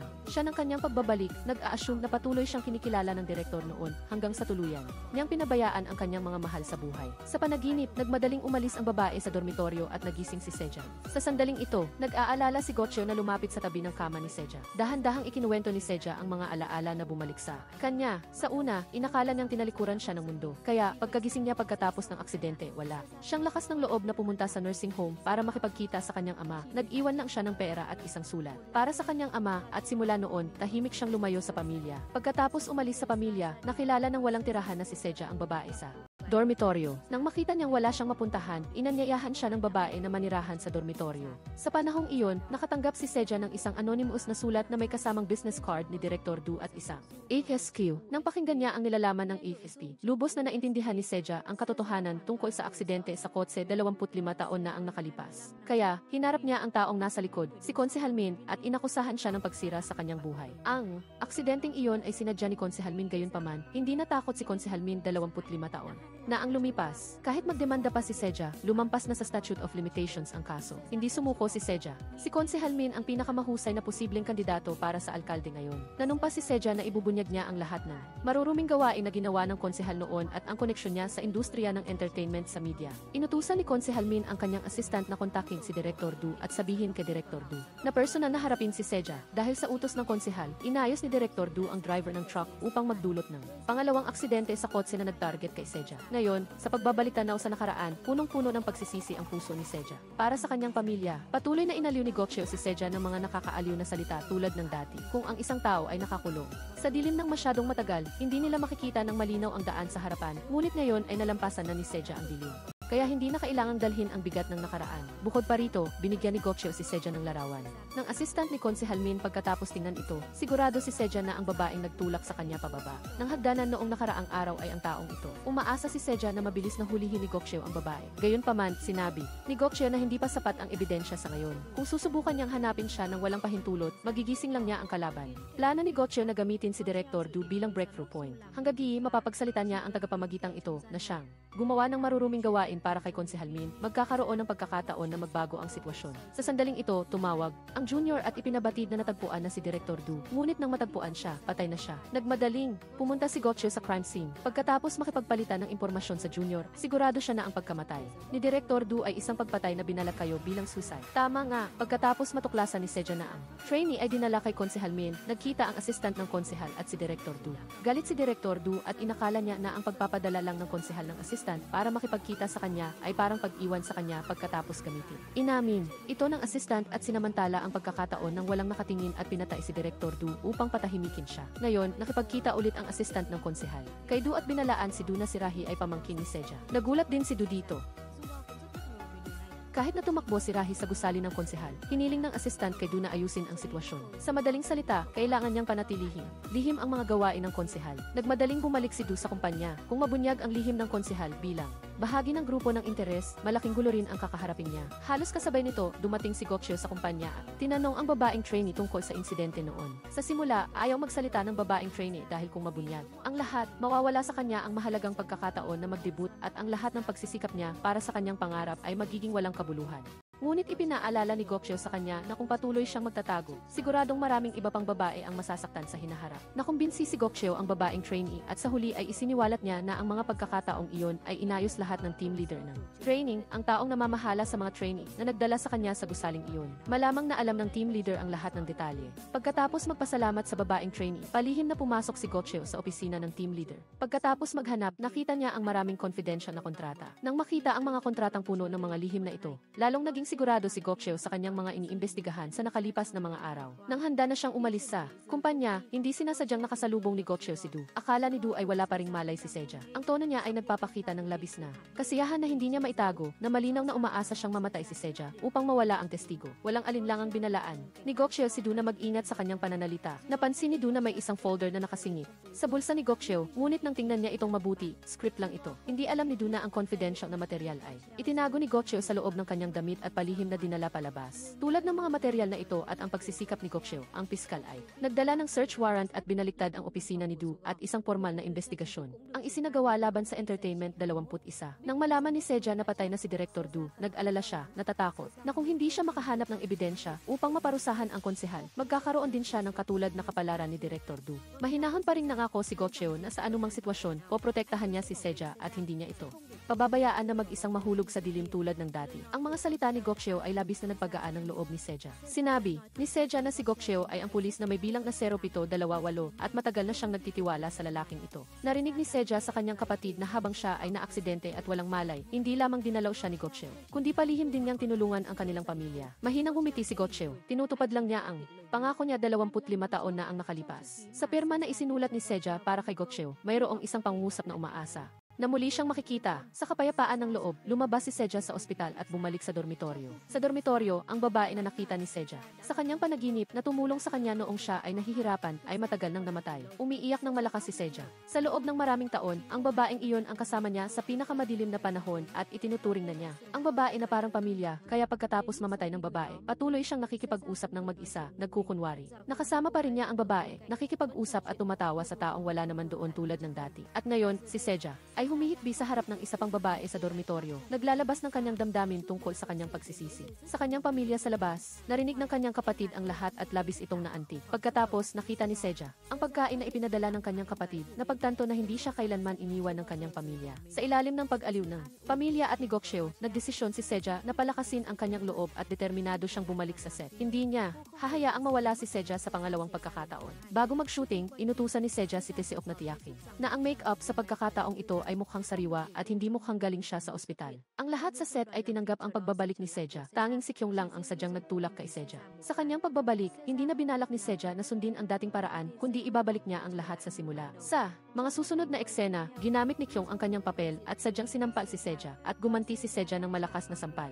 Sinabi niya kay Kyung na maghintay lang at ibubunyag niya ang lahat ng ginawa ni Kyung. Pagkatapos, mabawi ang kanyang alaala upang mabawi ang lahat ng bagay na pag-aari niya. Pumunta si Seja sa nursing home kung saan naroon ang kanyang ama. Naalala niyang binigyan niya ang kanyang ama ng isang EXP. Pagkatapos maghanap, nakita ni Seja ang EXP na iyon. Sa loob nito ay nakaimbak ang isang recording ng usapan ni Du at Kyung 25 taon na ang nakalipas. Sa recording, pareho nilang binanggit ang isang konsehal at sinabi na gusto siyang patayin. Noong panahong iyon, gusto ni Kyung na samantalahin ang pagkakataong ito at kumbinsihin si Du na makipagtulungan sa kanya. Hanggabi mamatay si Seja at dahil sa suporta ng konsehal, hindi na magiging ordinaryong manager si Du at matagumpay na mapapalitan ni Kyung ang posisyon ni Seja. Sa simula, tumutol si Du hanggang sa ibunyag ni Kyung na narinig ng makeup artist at usapan niya at ng konsehal. Alam ni Kyung na para sa konsehal, si Seja, na may alam sa kanyang lihim, ay magiging balakid sa kanyang landas sa pagtakbo sa halalan. Sa pag-alis lamang ng balakid na ito, sila at ang konsehal ay magiging malaya sa landas na nasa harapan. Dahil alam ni Du na narinig ng makeup artist ang nilalaman